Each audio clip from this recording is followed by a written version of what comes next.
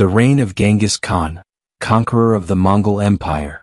Genghis Khan, born as Temujin around 1162 in the Mongolian steppes, is one of history's most formidable and influential figures. His reign marks the rise of the Mongol Empire, which became the largest contiguous empire in history. From a humble and tumultuous early life, he rose to unite the fractured Mongol tribes, transforming them into a powerful and disciplined force that swept across vast swaths of Asia and Europe. His leadership not only changed the course of history but also set the stage for the modern world in various ways, including trade, culture, and military strategy. Temujin's early years were marked by hardship and struggle. His father, Yasujii, was poisoned by a rival tribe when Temujin was just a child, leaving his family vulnerable to attack. His mother, Holun, was forced to raise him in a harsh environment, with Temujin and his siblings experiencing significant deprivation and constant threats from other tribes. These formative years played a crucial role in shaping his character, instilling in him a deep sense of determination and resilience. Rather than succumbing to these challenges, Temujin learned to adapt, becoming a shrewd and strategic thinker who would later rely on alliances and innovative tactics to defeat his enemies. In his adolescence, Temujin began to form bonds with other Mongol leaders and tribes, recognizing the importance of unity in achieving his goals. One of his most pivotal alliances was with Jamukha, a fellow Mongol noble. Initially they fought side by side, but their differing leadership styles and personal rivalries eventually led to a bitter falling out.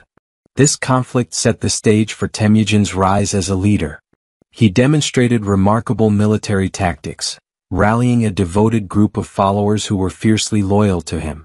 Over time, his ability to inspire loyalty and maintain discipline within his ranks became a hallmark of his leadership. By the late 12th century, Temujin had gathered a significant following, and his rise to power was accelerated by a combination of military skill, strategic alliances, and his ability to capitalize on the weaknesses of his enemies. In 1206, after years of warfare, he was declared Genghis Khan, meaning universal ruler, by the Mongol assembly, the Kurultai. This title marked the beginning of his formal reign, and he wasted no time in consolidating his power and expanding his empire. Genghis Khan's vision was clear: to unite all Mongol tribes under one banner and create a mighty empire that could rival the established powers of the world. Genghis Khan's military conquests were swift and ruthless. His army, composed of highly disciplined soldiers, utilized innovative tactics that allowed them to overcome larger, more established forces. One of the most significant aspects of Genghis Khan's military strategy was his use of mobility. His cavalry, particularly the light cavalry, was able to move swiftly across the vast steppes, launching surprise attacks on unsuspecting enemies. Genghis Khan also employed psychological warfare, spreading fear among his enemies with brutal tactics. His campaigns were marked by the destruction of entire cities, and many of his enemies were either slaughtered or forced to submit. His reputation for cruelty became legendary, but it also served as a deterrent to others who might have considered resisting his expansion. However, Genghis Khan's reign was not solely defined by conquest and destruction. He was also an astute leader who sought to create a stable and prosperous empire. One of his most important reforms was the establishment of a legal code known as the Yasa.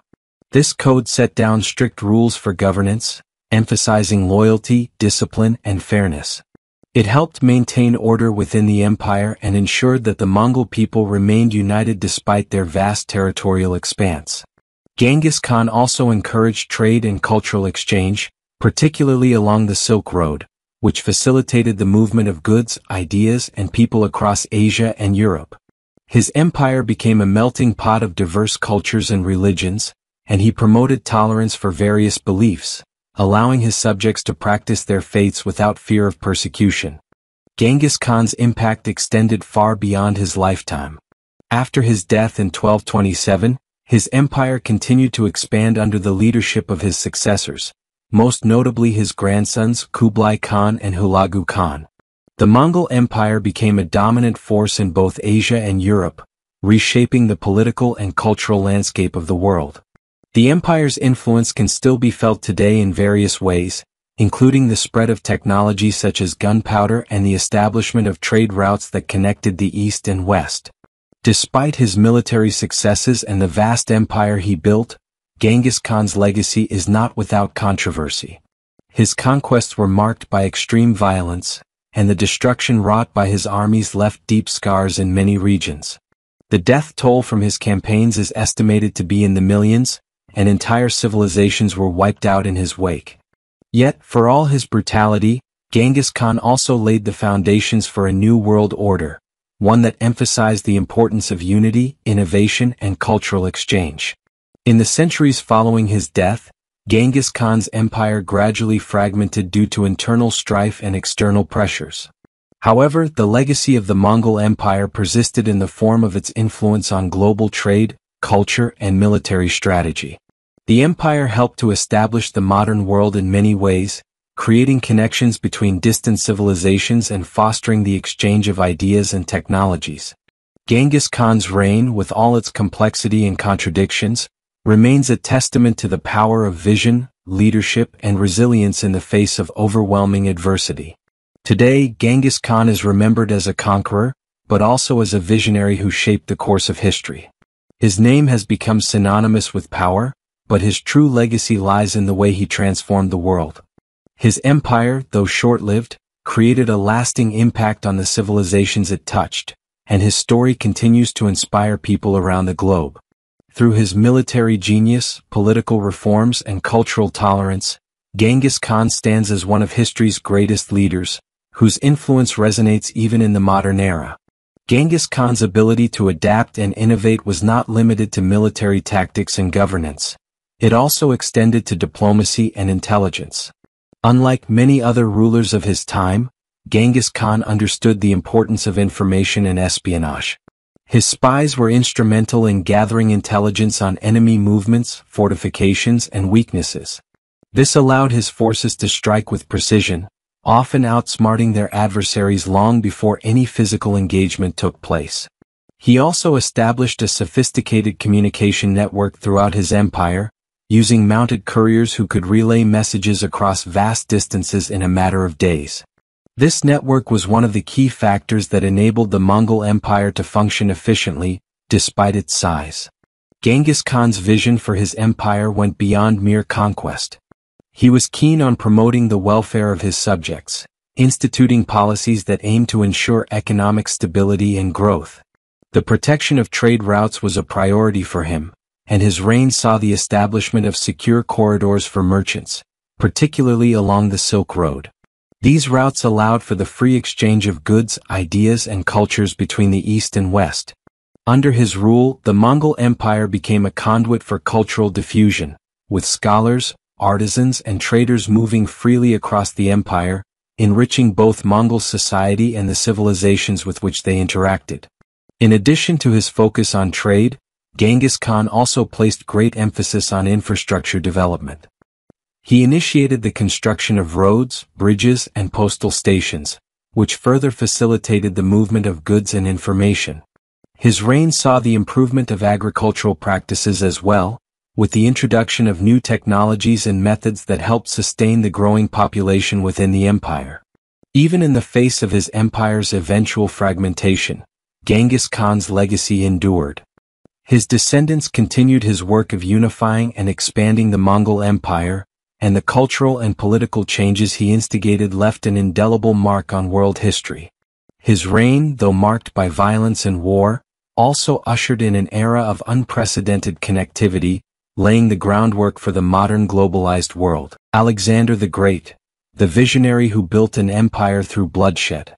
Alexander the Great remains one of history's most legendary figures, a military genius whose vision and ambition reshaped the world.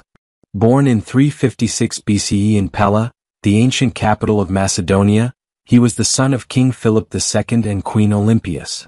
From an early age, Alexander exhibited a remarkable intellect and an unyielding drive for greatness, traits that would later define his reign and military conquests. His education under Aristotle, one of the greatest philosophers of antiquity, gave him a profound understanding of philosophy, science, and literature, which he would carry into his military campaigns. His education, coupled with his father's leadership and innovations in warfare, set the stage for his rise to power. Upon his father's assassination in 336 BCE, Alexander ascended the throne at the young age of 20. Despite his youth, he quickly proved his mettle as a leader. He solidified his control over Greece, suppressing revolts and securing the loyalty of the Greek city-states. He was not content with maintaining the status quo. He sought to unify Greece under his leadership and use it as a springboard for his greater ambitions. In 334 BCE, he embarked on his fateful campaign to the east, targeting the Persian Empire, the largest and most powerful state in the world at the time. His decision to challenge Persia was driven not only by a desire for glory but also by a deep-seated belief that he was destined to achieve greatness, a vision that was marked by an almost prophetic conviction. Alexander's military strategy was revolutionary, characterized by swift movements, effective use of cavalry, and an ability to adapt to changing battle conditions. His first major victory came at the Battle of Granicus in 334 BCE, where he decisively defeated the Persian forces. This victory was not just a military success, it was a statement of his determination and his ability to inspire loyalty in his men. Alexander's forces were often outnumbered, but his tactical brilliance and leadership led them to victory after victory. His next major triumph, the Battle of Issus in 333 BCE, further demonstrated his skill as a commander.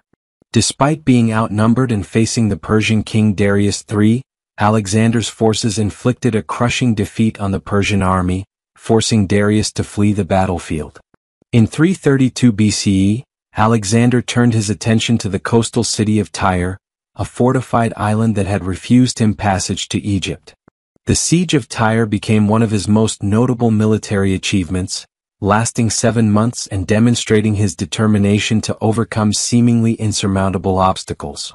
The construction of a causeway to the island was a feat of engineering that allowed his forces to breach the city's defenses. After the fall of Tyre, Alexander continued his march toward Egypt, where he was hailed as a liberator from Persian rule. It was during his time in Egypt that he founded the city of Alexandria, which would become one of the most important cultural and intellectual centers of the ancient world. The conquest of Egypt marked a turning point in Alexander's journey. Not only was he a conqueror, but he also began to see himself as a ruler of a vast and diverse empire, one that stretched across 3 continents. In 331 BCE, Alexander confronted Darius again at the Battle of Gaugamela, a decisive encounter that would forever alter the course of history. The Persian forces were once again defeated, and Darius, unable to stem the tide of Alexander's conquests, was assassinated by his own men. With the fall of Persia, Alexander had achieved what no other ruler before him had. He had brought down the mightiest empire in the ancient world. Despite his success, Alexander's ambition did not waver. He pressed on into India, crossing the Hindu Kush and conquering vast territories. In 326 BCE, he faced his toughest challenge yet at the Battle of the Hydaspes River against King Porus of India. The battle was long and hard fought, with Alexander's forces eventually emerging victorious. However, the campaign in India proved to be a turning point. His soldiers, weary and longing to return home after years of campaigning, refused to march further into India, forcing Alexander to turn back. This moment of hesitation marked the first time in his career that Alexander faced a challenge he could not overcome. As Alexander's empire expanded, so too did his vision of a world united under his rule. He encouraged marriages between his soldiers and local women, hoping to create a fusion of cultures and ensure loyalty to his empire. He adopted Persian customs and even began to dress like the Persian kings, a move that alienated many of his Macedonian followers. His desire to be seen as a god, combined with his increasingly autocratic rule, led to tension among his men. They saw him as a mortal leader, not a divine figure, and this divide would only grow in the years to come. Alexander's empire was marked by his relentless drive for conquest and his ability to inspire loyalty in his men. He was a visionary who saw the world as a place where one man could reshape history. His reign was short but transformative, and his military campaigns left an indelible mark on the world. Despite his flaws and the challenges he faced, Alexander the Great will forever be remembered as one of history's most ambitious and successful conquerors, a ruler whose vision and bloodshed changed the course of the ancient world. His story is a testament to the power of ambition, the cost of greatness, and the enduring legacy of those who dare to dream beyond the confines of their time. Alexander's sudden death in 323 BCE, at the age of 32, sent shockwaves through his empire. His passing not only marked the end of an era but also left behind an empire without a clear successor. Alexander's chosen heir, his half-brother Aridaeus, was mentally unfit to rule, and his son Alexander IV was just an infant. This created a power vacuum that his generals, known as the Diadochi, ruthlessly sought to fill. The empire quickly fragmented as the once unified territories were divided, leading to decades of civil war among Alexander's former companions. Despite the fragmentation of his empire, Alexander's influence continued to resonate throughout the regions he had conquered. His campaigns brought about the fusion of Greek and Eastern cultures, a phenomenon known as Hellenism. The spread of Greek language, art, architecture, and philosophy transformed the regions from Egypt to India. Cities founded by Alexander, such as Alexandria in Egypt, became cultural and intellectual hubs, fostering advancements in science, mathematics, and philosophy that would influence the Mediterranean world for centuries. The blending of cultures also led to the development of new ideas, such as the spread of Stoic philosophy and the rise of new artistic forms. While Alexander's empire was short-lived, his vision of a cosmopolitan world remained influential. The political landscape of the ancient world was forever changed by his conquests. He shattered the old paradigm of isolated kingdoms and city-states, replacing them with a global network of interconnected regions. Even after the collapse of his empire, the political structure he created served as a model for later empires, such as those of Rome and Byzantium. The legacy of Alexander the Great is not solely confined to military conquest. His influence on culture, science, and philosophy transcended borders and endured long after his death. In many ways, Alexander's true greatness lay in his ability to inspire and shape the course of human history, creating a lasting imprint that stretched far beyond the confines of his lifetime. Despite the political fragmentation and the eventual fall of his empire, his name would be remembered for millennia as a symbol of vision, ambition, and the quest for greatness. Napoleon Bonaparte, ambition and power behind the Napoleonic Wars. Napoleon Bonaparte's rise to prominence stands as one of the most dramatic and profound transformations in world history. Born on the island of Corsica in 1769, at a time when the island was still under the control of France, Napoleon's early life was shaped by a mix of privilege and hardship. His family, though noble, was not wealthy, and his childhood was marked by a relentless pursuit of education and military training. As a young boy, Napoleon was sent to mainland France, where he enrolled in a military academy, setting the stage for a future that would see him rise from relative obscurity to become one of the most formidable military leaders the world has ever seen. His ambition was clear from an early age, driven not by mere personal gain but by a profound desire to restore France to its former glory and to establish a new order that would redefine the very nature of European power. Napoleon's entry into the military ranks during the French Revolution was an extraordinary leap. As the revolution unraveled, with the fall of the monarchy and the rise of radical factions, it became a time of both great uncertainty and opportunity. Napoleon, despite his initial humble position in the French army, soon gained recognition for his tactical brilliance. His first major success came during the Siege of Toulon in 1793, where his strategic acumen earned him a promotion to brigadier general at the young age of 24. This marked the beginning of his rapid ascent within the French military. His ability to read the battlefield, his innovative use of artillery, and his audacity on the front lines set him apart from his contemporaries. Napoleon was not just a soldier.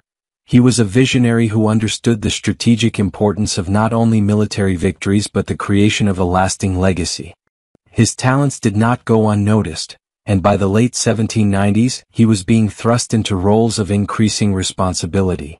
The Italian campaign of 1796 to 1797 solidified his reputation as a master tactician. Despite facing a series of challenges including superior enemy numbers, Napoleon's skillful maneuvers and ability to inspire his men ensured that the French army consistently defeated the Austrians and their allies. The campaign was marked by rapid, decisive engagements, where Napoleon's forces would move with unparalleled speed, overwhelming the enemy before they could properly react. The Treaty of Campo Formio, which ended the war with Austria, was a testament to Napoleon's success, further elevating his stature. It was in Italy that he began to cultivate his image as the savior of the French Revolution, a figure who could restore French power and bring stability to a nation torn apart by revolution. But Napoleon's ambitions reached far beyond mere military victories. His foray into Egypt in 1798 was part of a broader strategy to challenge Britain's global dominance. Though the Egyptian campaign ultimately failed in many respects, it showcased Napoleon's expansive vision. His dreams were not limited to the borders of France. He saw himself as a future emperor, a figure who could wield influence across Europe and the Mediterranean. The Egyptian campaign also underscored Napoleon's ability to build a narrative around his actions. His return to France after the failure of Egypt, in fact, demonstrated his political shrewdness. He understood that the French public, disillusioned by the constant instability of revolutionary France, would be eager for strong leadership. Napoleon capitalized on this sentiment, positioning himself as the man who could bring France back to greatness. In 1799, as the French government was embroiled in corruption and instability, Napoleon seized the opportunity to take control through the coup of 18 Brumaire. This was a pivotal moment in history, as it marked the end of the French Revolution and the beginning of Napoleon's path toward absolute power. By orchestrating the coup, Napoleon demonstrated his ability to manipulate the political landscape to his advantage. Within a matter of days, he had become First Consul of France, a position that gave him ultimate control over the French government. Although he initially presented himself as a champion of the revolution, his actions soon revealed his true ambition: to create a centralized, autocratic regime that would allow him to exercise power with little to no opposition. With his rise to power, Napoleon sought to consolidate control over France and reform its institutions. He implemented the Napoleonic Code, a legal framework that still influences modern law systems today. The code represented a blend of revolutionary principles, such as equality before the law, and Napoleonic authoritarianism, as it also sought to centralize power in the hands of the state. Napoleon's vision for France extended beyond the military. He recognized the importance of economic stability, social order, and national unity. His educational reforms, the establishment of the Bank of France, and the promotion of infrastructure projects all helped to strengthen the country in the long term. However, these reforms were also designed to consolidate his own power and ensure that no institution could challenge his authority. By 1804, Napoleon had transformed France into a military powerhouse, and he crowned himself emperor in a lavish ceremony.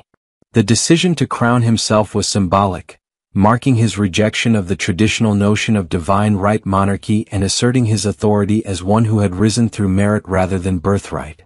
His coronation was a public statement that he was not merely a ruler of France but the supreme ruler of Europe.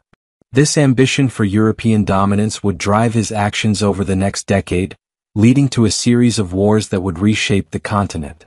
The Napoleonic Wars, which began in 1803, were a direct result of Napoleon's desire to create a French empire that spanned the European continent. These wars, fought against various coalitions of European powers, were marked by Napoleon's genius on the battlefield. His army was unparalleled in its organization and efficiency, and his leadership was characterized by boldness and decisive action. His victories at Austerlitz in 1805 and Wagram in 1809 confirmed his military supremacy. However, his expansionist ambitions also led to significant challenges. As he conquered more territory, Napoleon faced increasing resistance from local populations and from other European powers who began to form coalitions against him. The pressure of maintaining control over such a vast empire began to weigh heavily on him, and cracks began to appear in his seemingly invincible military machine. One of the most significant turning points in the Napoleonic Wars came in 1812 with Napoleon's ill-fated invasion of Russia. The campaign, which was intended to force Russia into compliance with Napoleon's continental system, ultimately ended in disaster. The Russian winter, combined with strategic errors and the vastness of the country, decimated Napoleon's Grand Army. The loss was catastrophic both militarily and psychologically. It marked the beginning of the end for Napoleon's empire, as it emboldened his enemies and led to a series of defeats. The Russian campaign also demonstrated the limits of Napoleon's ambition. He had overextended himself and failed to account for the logistical and strategic challenges of waging war on such a massive scale. Following his defeat in Russia, Napoleon faced a series of setbacks as European powers, including Britain, Austria, and Prussia, united against him. His forces, once invincible, were now struggling against a growing coalition of enemies. In 1814, after a series of defeats, Napoleon was forced to abdicate and was exiled to the island of Elba. However, his exile was short-lived. In 1815, Napoleon escaped from Elba and returned to France, where he briefly regained power in a period known as the 100 Days. His return, however, was not to last. At the Battle of Waterloo, Napoleon suffered a final, crushing defeat at the hands of the British and Prussian forces. This defeat marked the end of his reign and his final abdication. Napoleon was exiled to the remote island of St. Helena, where he spent the final years of his life. Despite his fall from power, Napoleon's legacy remained profound. His reforms in law, governance, and education had lasting impacts on France and Europe. His military innovations, especially in the areas of artillery and tactics, set the standard for generations to come. Napoleon's ambition and drive for power, which once led him to the heights of greatness, ultimately brought him to ruin. His story is a testament to the fleeting nature of power and the dangers of unchecked ambition. But it is also a reminder of how one man, with the right combination of vision, skill, and determination, can change the course of history. The fearsome reign of King Leopold II of Belgium in the Congo. The reign of King Leopold II over the Congo stands as one of the darkest chapters in colonial history, a period marked by exploitation, brutality, and a cold pursuit of wealth masked as humanitarian mission. When Leopold II of Belgium secured control over the Congo Free State in the late 19th century, he cloaked his intentions under the guise of philanthropy and civilizing efforts.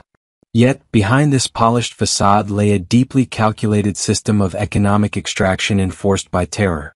Rather than being a protector or benevolent ruler, Leopold orchestrated a regime that treated millions of Africans as disposable tools for personal enrichment, all while deceiving the international community.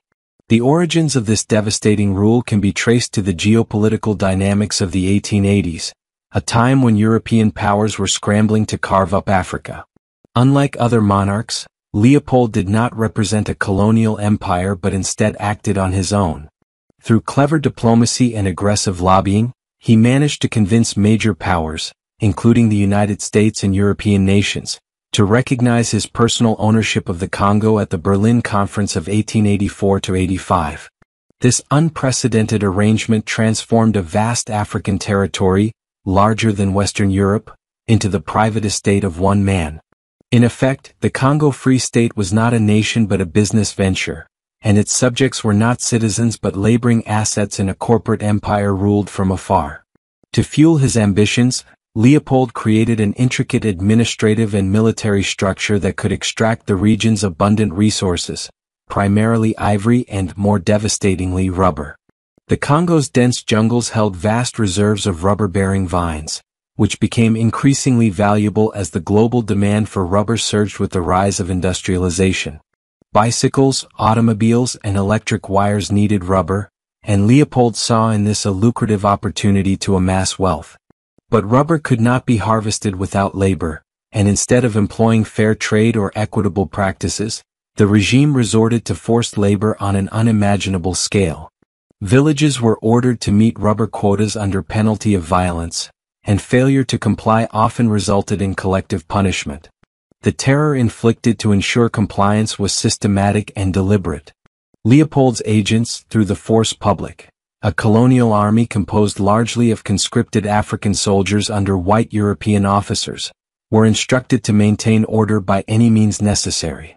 These men were often armed and brutalized themselves, creating a structure in which terror passed down through ranks. Soldiers were ordered to bring back severed hands as proof that bullets were not wasted, leading to gruesome and widespread mutilations. This grotesque policy turned hands into a form of currency, a chilling symbol of control and dehumanization. Entire communities were dismembered figuratively and literally, as villages were burned, hostages taken, and families torn apart to ensure the fulfillment of quotas. Far from the Congo, Leopold crafted a polished public image, portraying himself as a progressive monarch bringing Christianity and civilization to a backward land. He funded international conferences, supported missionary organizations, and hired public relations experts to manage his reputation. The king's genius lay in his ability to convince the world that his actions in Africa were benevolent, even as reports of atrocities began to leak out. For years, international newspapers were filled with carefully curated stories of development, hospitals, and schools, while the true conditions on the ground were ones of starvation, chains, and whips. It took the courage of a few witnesses and whistleblowers to begin breaking the silence. Missionaries, travelers, and former officials eventually began to speak out, horrified by the scenes they had encountered. Among them, the British consul Roger Casement played a pivotal role. His detailed investigation and subsequent report provided damning evidence of widespread abuse and the institutionalized violence that propped up Leopold's economic machine. Casement's work, along with the tireless efforts of activist E.D. Morel, launched a global human rights campaign, one of the first of its kind. They formed the Congo Reform Association, which galvanized public opinion and brought international pressure to bear on Leopold's regime. Under increasing scrutiny and facing moral outrage from around the world, Leopold could no longer maintain his carefully crafted illusion. In 1908, after years of protest and exposure, he was forced to cede control of the Congo Free State to the Belgian government. But this transfer did not erase the suffering nor undo the damage already done. By that time, estimates suggest that the population of the Congo had been reduced by up to 10 million people through a combination of murder, starvation, exhaustion, and disease, an unquantifiable loss that reshaped the region for generations. Leopold's system was not merely one of neglect, but of active destruction. He implemented a method of governance that combined corporate efficiency with military suppression, creating an environment in which human life had no intrinsic value unless it contributed to production. Villagers were forced to trek deep into forests for rubber, often leaving children and elders behind to suffer or starve. In the event of resistance, entire villages could be wiped out. Women were often taken as hostages, held until husbands delivered the required amount of rubber. This form of psychological warfare ensured compliance through fear, leaving scars not only on bodies but across the collective memory of communities. The rubber terror was accompanied by widespread disease, as forced labor camps, poor sanitation, and malnutrition created breeding grounds for illness. With traditional systems of healthcare and agriculture dismantled by colonial interference, even basic survival became precarious. Infrastructure, when built, was not designed to benefit the Congolese but to expedite the extraction of goods to ports for shipment to Europe. Roads, railways, and riverboats served the purpose of commerce, not community. Schools, where they existed, often served as tools of indoctrination rather than empowerment, teaching obedience rather than literacy or critical thinking. Leopold's appetite for wealth was insatiable. He diverted funds from the Congo into elaborate building projects in Belgium, including grand monuments, palaces, and public works, all intended to cement his legacy as a great European monarch. Ironically, the very nation that he ruled reaped few benefits from the Congo directly, as Leopold kept most of the profits for himself and his private enterprises. Yet Belgium would inherit the administrative structures and international obligations of the Congo Free State, continuing colonial rule under a different banner but not necessarily with a dramatically different philosophy. One of the most disturbing aspects of Leopold's reign is the deliberate obfuscation of accountability. By cloaking his rule in corporate layers and ambiguous authority, he ensured that blame was diffused and records were destroyed. Even after the Congo became a formal Belgian colony, much of the documentation related to Leopold's personal regime was burned or suppressed. This historical erasure made it difficult for later generations to quantify or trace the full scope of the horror. Unlike the more bureaucratized atrocities of later regimes, Leopold's terror was dispersed through proxies and deniable operations, making it all the more insidious. The psychological effects of this reign of fear lasted well beyond Leopold's death. The Congo emerged into the 20th century deeply wounded, with its social fabric unraveled and its traditional leadership decimated. Elders, chiefs, and community leaders had either been co-opted, killed, or replaced by colonial agents. With little access to real education, healthcare, or infrastructure for self-determination, the country would struggle through decades of political instability, eventually culminating in further cycles of authoritarian rule, civil conflict, and economic turmoil. Many of the challenges faced by modern Congo can trace their roots to the systematic dismantling of its sovereignty during this period. King Leopold too never set foot in the Congo, yet his shadow loomed large over every tree cut, every limb severed, and every tear shed. His reign represented a new form of imperialism, one that did not even pretend to serve the interests of those it ruled. Instead of building empires of governance, he constructed an empire of profit, one that relied on the silencing of witnesses, the coercion of bodies, and the corruption of truth.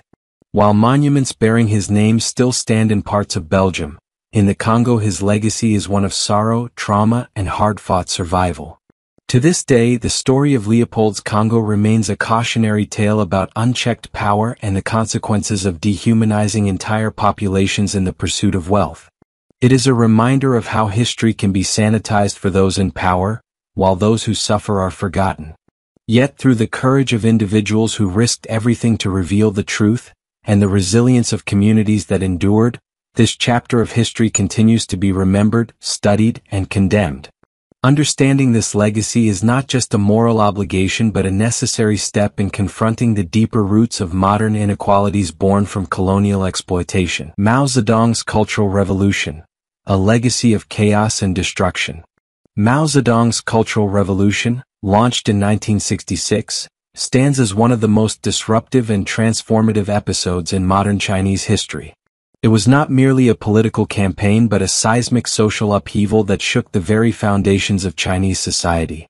This movement, initiated by Mao under the banner of preserving communist ideology, rapidly descended into chaos, sparking mass persecution, civil disorder, and a breakdown of trust across all levels of Chinese life. The proclaimed goal was to root out so-called bourgeois elements, and rekindle the revolutionary spirit that Mao feared had been lost within the Communist Party and broader society. However, what unfolded was a campaign riddled with purges, mass mobilizations of youth, and violent power struggles that would haunt China for generations. At the heart of the Cultural Revolution was Mao's fear that China was drifting away from its revolutionary path. He viewed the growing bureaucratic structure of the Communist Party and the emergence of technocratic elites as threats to his vision of continuous revolution. To counter this, he mobilized the youth of the nation, encouraging them to form Red Guard groups and challenge traditional hierarchies, including teachers, intellectuals, party officials, and even parents. These young zealots, many of them teenagers, became foot soldiers in Mao's ideological crusade. They attacked anyone perceived to be counter-revolutionary, often with little to no evidence, and under Mao's indirect approval, their actions escalated into a wave of violence and public humiliation. One of the most immediate consequences was the collapse of the educational system. Schools and universities were closed as students abandoned their studies to engage in political struggle. Teachers and professors were denounced, beaten, or driven to suicide. Knowledge, once revered in Chinese culture, was now seen as suspect unless it directly served revolutionary goals. Libraries were destroyed, historical artifacts were defaced, and ancient sites were vandalized in the name of purging the four olds: old customs, old culture, old habits, and old ideas. In many cases, priceless elements of China's heritage were lost forever. What had been a society that respected intellectual tradition became one where ignorance was equated with ideological purity.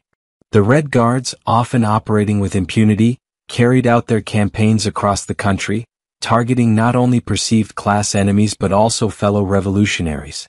The movement took on a chaotic life of its own, as different factions competed for ideological dominance, leading to violent clashes and even local civil wars in some areas. Cities became battlegrounds. Streets filled with rallies, struggle sessions, and mass denunciations. It was not uncommon for families to be torn apart as children turned on their parents, accusing them of ideological impurity. Fear permeated every layer of society, and trust between individuals was shattered. A culture of surveillance and accusation emerged, where no one was safe from suspicion. Mao's centralization of power intensified as the chaos unfolded. While the early years of the revolution saw the Red Guards acting in Mao's name, by the late 1960s, the military was increasingly called upon to restore order. Under Lin Biao, the People's Liberation Army was mobilized to quell factional violence and reassert state control. However, this shift brought a new layer of repression as military tribunals and crackdowns replaced mob justice. The violence may have become more organized, but it remained brutal. Executions, imprisonments, and disappearances became tools of the state to silence dissent and enforce conformity. The climate of fear only deepened as countless lives were destroyed without due process or the opportunity to defend oneself. The economy suffered dramatically as well. With schools and factories paralyzed, and millions of people diverted into political campaigns, productivity ground to a halt. Agriculture declined due to mismanagement and lack of labor, leading to food shortages in some regions.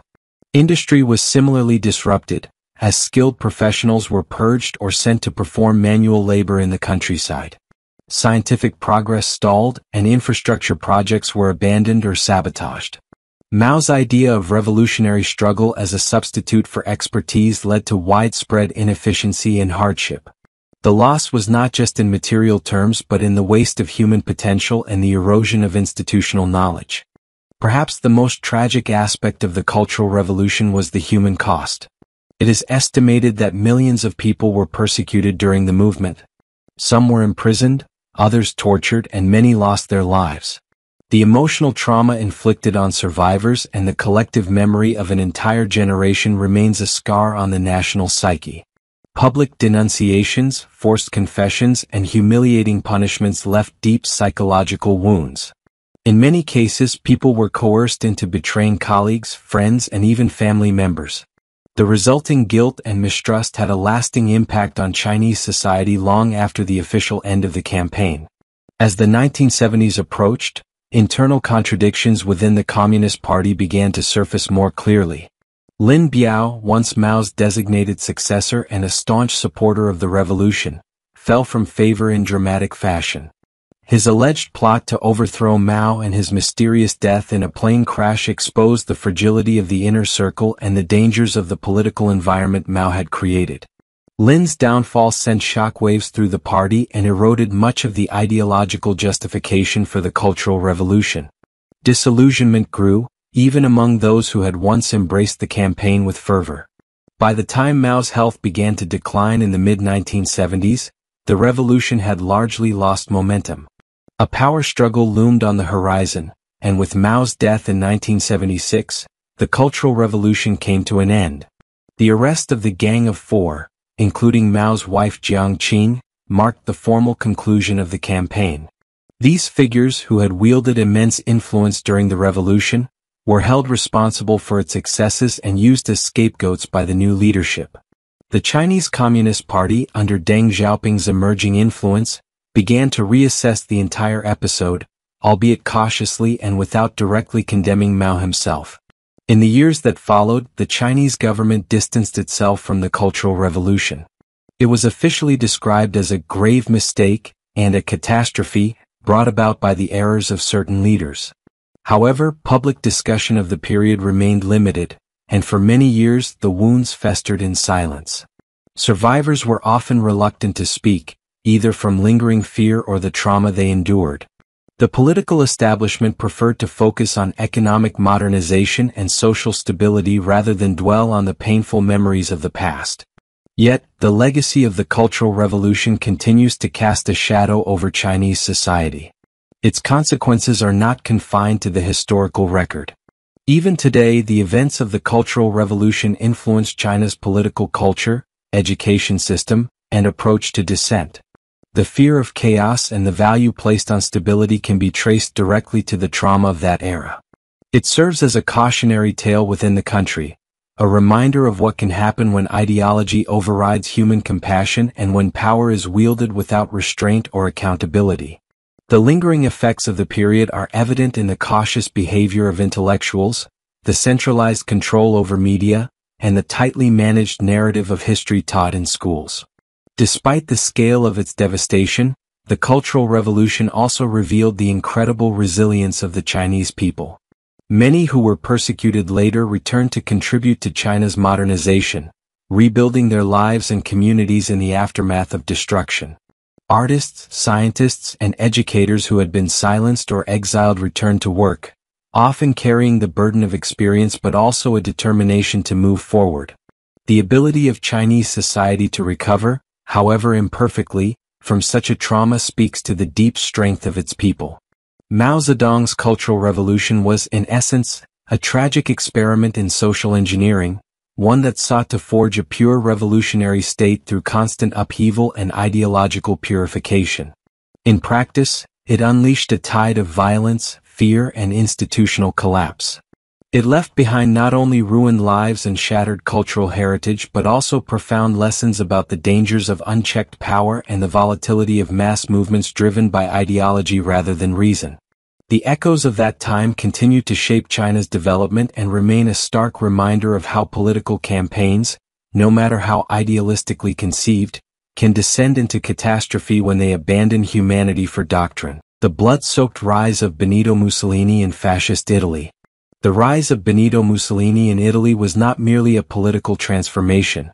It was a seismic upheaval that drenched the nation in fear, coercion, and violence. Emerging from the chaotic aftermath of the First World War, Mussolini did not ascend by virtue of democratic consensus or popular enlightenment.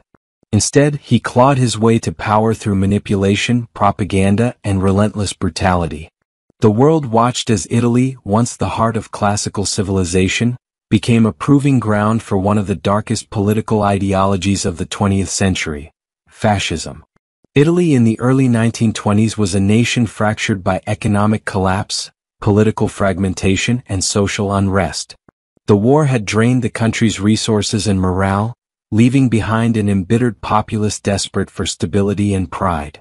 Workers were striking, peasants were revolting, and the liberal government appeared helpless in the face of growing chaos. In this vacuum of leadership, Mussolini, once a socialist journalist and war veteran, saw an opportunity to reshape Italy in his own image. He founded the Fasci di Combattimento in 1919, a movement that blended nationalist rhetoric with promises of restoring order, suppressing leftist uprisings, and reviving Italy's greatness. What began as a fringe group of ex-soldiers and angry youths quickly evolved into a paramilitary force known as the Blackshirts. These men, dressed in stark black uniforms, terrorized socialist organizers, labor unionists, and political opponents across the countryside. With clubs, knives, and fists, they stormed newspaper offices, burned union halls, and beat dissenters in the streets. The violence was not incidental. It was central to Mussolini's strategy. The more fear his followers spread, the more the middle and upper classes began to see him as a bulwark against the threat of socialism and anarchy. Mussolini's genius lay in his ability to present himself as both a revolutionary and a restorer. He promised to purge the perceived corruption of the liberal government while invoking the memory of the Roman Empire to stir national pride. Through fiery speeches and theatrical displays, he crafted a cult of personality that transcended conventional politics. His charisma was magnetic, his presence electrifying. He did not merely seek power, he sought to embody the will of the nation itself. In October 1922, Mussolini made his boldest move, the March on Rome. Although it was more of a calculated bluff than a genuine military threat, the spectacle succeeded in intimidating the ruling elite. King Victor Emmanuel III, fearing a civil war, capitulated to Mussolini's demands and invited him to form a government. Thus, with barely a shot fired in the capital, Mussolini ascended to power legally, though under the shadow of coercion. It was a moment that signaled the failure of the liberal state and the birth of authoritarian rule. Once in power, Mussolini wasted no time dismantling the fragile remnants of democracy. He gradually eroded parliamentary authority, crushed opposition parties, and took control of the press. Through a combination of decrees and staged referendums, he transformed his position from prime minister to dictator. His regime was built on spectacle and fear. Mass rallies, grandiose architecture, and relentless propaganda glorified his rule, while secret police and informants ensured silence from his critics. Education, media, and even art were bent to serve fascist ideology. Children were taught to idolize Mussolini as a father figure and warrior. History was rewritten to place him at the center of a rejuvenated Italy. Dissent was painted as betrayal, and obedience was the highest virtue. The regime redefined national identity through rigid control of expression, ensuring that Mussolini's image permeated every corner of public life. Beneath the surface of uniform marches and choreographed parades, however, the foundations of Mussolini's Italy were soaked in repression. Political prisoners filled jails, exile became common for vocal opponents, and torture was used to extract loyalty or silence. Even among his own ranks, Mussolini allowed no room for dissent. Rivals and former allies who posed even the slightest threat to his authority were removed, sometimes permanently. The regime presented an image of unity, but it was unity enforced by fear and blood. Mussolini's economic policies, dressed in nationalist rhetoric, were equally shaped by authoritarian control. While he touted self-sufficiency through campaigns like the Battle for Grain, these initiatives often failed to deliver meaningful growth and burdened the population with inflated expectations. The corporatist model he imposed subordinated labor to the will of the state, stripping workers of real bargaining power while claiming to protect their interests. Large-scale public works projects improved infrastructure but also served as instruments of propaganda, reinforcing the image of Mussolini as the architect of a reborn Italy. Foreign policy under Mussolini was equally driven by a desire for grandeur. He dreamt of creating a new Roman Empire, beginning with colonial ambitions in Africa. His invasion of Ethiopia in 1935, though condemned internationally, was celebrated at home as a sign of restored imperial glory. Yet this victory came at the cost of widespread atrocities, including the use of chemical weapons against civilians. Mussolini's foreign ventures were not acts of strategic necessity, but spectacles designed to bolster his image and distract from domestic failings. As his power grew, so too did his obsession with militarism and expansion. The alliance with Nazi Germany, formalized in the Pact of Steel, marked a chilling convergence of fascist ideologies. Though Mussolini initially viewed Hitler with skepticism, he found in the German dictator a useful partner in reshaping Europe by force. This pact would ultimately lead Italy into a disastrous war it was unprepared to fight. The decision to enter World War II on the side of the Axis powers proved catastrophic, exposing the hollowness of Mussolini's militarized image and weakening his grip on the Italian people. Internally, the war shattered the illusion of fascist efficiency. Italian troops were ill-equipped and poorly led, and the country quickly became a battleground. The public, once enamored by Mussolini's bold promises, began to see only ruin and death. Allied bombings devastated cities and famine spread through the countryside. Resistance movements, once silent, gained strength. Mussolini's aura of invincibility crumbled with each passing defeat. By 1943, the weight of failure was impossible to ignore. As Allied forces advanced through Sicily, the Grand Council of Fascism, once his loyal inner circle, voted to remove him. Arrested on the orders of the king, Mussolini's rule appeared to be over. Yet even in captivity his story did not end. Hitler, unwilling to let his ideological partner fall, orchestrated a dramatic rescue and installed Mussolini as the head of a puppet regime in northern Italy. But this second act was merely a grim echo of former glory. Bereft of real power and increasingly viewed as a German pawn, Mussolini oversaw a territory ravaged by war and rebellion. The final days of Mussolini's life were a mirror of the violence that had marked his ascent. As the Allies closed in and partisans gained control, he attempted to flee disguised in a German convoy. He was captured near Lake Como, along with his mistress, and executed by Italian partisans in April 1945. Their bodies were taken to Milan and strung up in a public square, jeered by crowds that had once cheered his name. The man who had promised to lead Italy into a new age of glory ended his life humiliated and reviled, a cautionary figure of unchecked ambition. Mussolini's rise was not merely the tale of one man's hunger for power, it was a reflection of a society in turmoil, willing to trade liberty for order, and blind to the cost of authoritarian promises. The scars he left on Italy were not only physical in the ruins of war-torn cities, but psychological, etched into the memory of a people who had once surrendered their future to a man who spoke with the voice of destiny. In the end, the blood-soaked path that carried Mussolini to power served as a grim reminder of how easily democracy can fall when fear silences reason, and spectacle drowns truth. Joseph Stalin and the Great Terror, reigning through fear and purges. Joseph Stalin's rule over the Soviet Union remains one of the most chilling examples of authoritarian control achieved through fear, manipulation, and relentless purging of real and imagined enemies. His consolidation of power in the 1930s led to a dark chapter in Soviet history known as the Great Terror, an era defined by widespread repression, secret police brutality, and mass executions. The sheer scale of the purges and the paranoia they instilled reshaped Soviet society at every level. Stalin's ambition was not just to eliminate opposition but to re-engineer the Soviet citizens' mind, behavior, and loyalty through terror that reached into homes, factories, schools, and even the highest ranks of the Communist Party.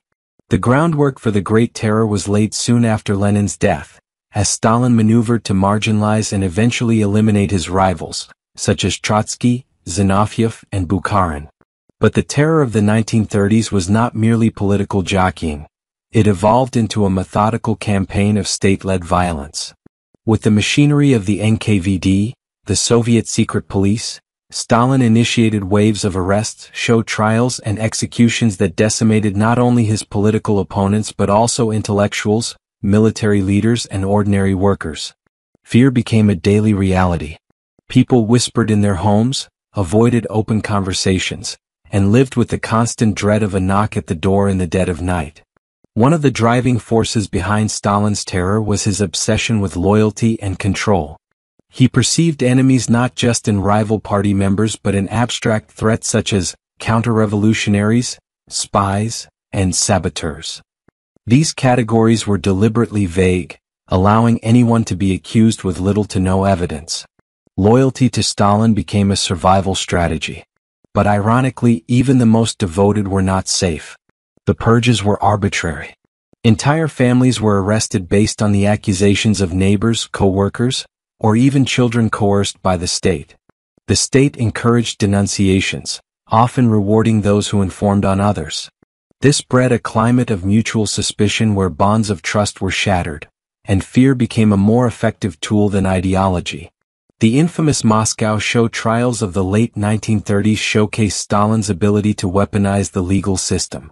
These trials were theatrical performances meant to legitimize executions through forced confessions. The accused, often prominent Bolsheviks from the revolutionary era, admitted to implausible crimes such as plotting with foreign governments or attempting to assassinate Stalin. These confessions, extracted through torture or threats to family members, were broadcast widely to convince the public of the necessity of Stalin's purges. In reality, these men were not enemies of the state. They were victims of a paranoid ruler eliminating any trace of dissent or independent thought within the party. No institution was safe from Stalin's purges. The military, which Stalin feared as a potential base of opposition, was struck hard. Nearly the entire Red Army command structure was dismantled, with top generals executed or imprisoned. This decapitation of military leadership left the Soviet Union dangerously exposed on the eve of World War II. The purges also targeted the intelligentsia. Writers, poets, scientists, and teachers found themselves accused of promoting bourgeois or anti-Soviet ideas. Censorship intensified, and creative expression was forced to conform to socialist realism, a bland, state-approved art form that glorified Stalin and his policies. One of the most tragic dimensions of the Great Terror was the psychological toll it inflicted. Families were torn apart as loved ones vanished into the prison system or the gulags, never to return. Children were indoctrinated to revere Stalin as a father figure even as their real parents were labeled traitors. People learned to erase memories, avoid questions, and erase personal histories that might connect them to enemies of the people. The terror seeped into every facet of life, shaping generations with trauma and mistrust. The Gulag system became the endpoint for many of those swept up in the purges. These forced labor camps, scattered across the vast expanse of the Soviet Union, became repositories for political prisoners, dissenters, and entire ethnic groups accused of disloyalty. Conditions in the camps were brutal. Extreme cold, hard labor, starvation, and disease were commonplace. Survival often depended on chance rather than guilt or innocence. Even within the gulags, prisoners were categorized and mistrusted. Many died anonymously, their stories lost in the snow and silence of remote Siberian landscapes. What makes Stalin's Great Terror particularly terrifying is its methodical nature. It was not a chaotic outburst of violence but a calculated system of repression designed to maintain absolute authority. It operated through a blend of bureaucratic precision and emotional devastation. Stalin's signature was on the arrest quotas, and the NKVD followed through with grim efficiency. The system encouraged overfulfillment of targets, meaning local officials competed to arrest more citizens to prove their loyalty and zeal. Entire social classes and nationalities were targeted en masse, including Poles, Germans, and Koreans, under suspicion of espionage purely because of their heritage. Even within the Communist Party, loyalty did not guarantee safety. In fact, being close to Stalin was often more dangerous. His inner circle was constantly reshuffled, and longtime comrades were suddenly declared traitors. Lavrentiy Beria, one of Stalin's most trusted secret police chiefs, would later become a symbol of the regime's cruelty. His tenure oversaw the expansion of the gulags and the deepening of surveillance across the country. Through these men, Stalin orchestrated a web of terror that extended into every corner of Soviet life, from the halls of power to the quietest peasant village. Internationally, the purges shocked and puzzled many. While some Western observers dismissed the trials as internal Soviet affairs or necessary measures during turbulent times, others began to understand the grim reality of Stalin's regime. Yet within the USSR, state propaganda continued to portray Stalin as the wise and protective leader safeguarding socialism from enemies. The contradiction between public adoration and private terror was maintained through relentless messaging, tight media control, and the complete silencing of dissent. The Great Terror reached its peak between 1936 and 1938, but its legacy endured well beyond those years. Even after the worst of the purges subsided, the culture of fear remained. Surveillance, informants, and ideological conformity continued to shape Soviet society for decades. Stalin's portrait still hung in classrooms and factories, while millions bore the scars of what had happened, whether through personal loss or the internalized terror that shaped their thoughts and actions. Memory itself became a battleground, with survivors forced into silence, and the archives sealed under layers of secrecy and denial. Stalin's reign through fear was not simply about removing opponents, it was about remaking the Soviet people into instruments of obedience. By breaking down trust, isolating individuals, and rewarding complicity, he engineered a society where even thoughts could be dangerous. His methods were coldly effective in achieving political dominance, but they came at a horrifying cost. The vibrant, revolutionary spirit that had once defined the Bolshevik movement was extinguished, replaced by uniformity, silence, and a pervasive sense of vulnerability. Though the full extent of the Great Terror was not openly acknowledged until decades later, its shadows lingered in Soviet culture and politics. It was only after Stalin's death in 1953, and especially during Khrushchev's de-Stalinization campaign, that some truths began to surface. Mass graves were uncovered. Files were partially opened. Survivors cautiously spoke. But for many the damage was irreparable. The memory of betrayal by neighbors, the grief of disappeared family, and the fear that silence had once been their only defense continued to haunt them. In the broader arc of history, Stalin's Great Terror stands as a stark warning. It demonstrates how fear can be institutionalized, how legal systems can be distorted into tools of repression, and how leadership without accountability can devastate an entire nation. It reveals the terrifying potential of state power when placed in the hands of a single man who sees paranoia as strategy and purges as policy. Stalin's terror was not a product of war or invasion. It was a war against his own people, carried out in the name of progress and unity. The story of the Great Terror is not merely about numbers or political outcomes. It is about the millions whose lives were shattered in silence, whose names were erased or distorted, and whose final words were never recorded. It is a history of fear that stretched across a continent, a reign of terror that bent the human spirit in order to uphold the illusion of strength. Stalin ruled through more than policies. He ruled through shadows, whispers, and the ever-present knowledge that no one, no matter how loyal, was ever truly safe. Attila the Hun, the scourge of God and his devastating invasions. Attila the Hun, often referred to as the scourge of God, was one of the most feared and formidable leaders of the ancient world.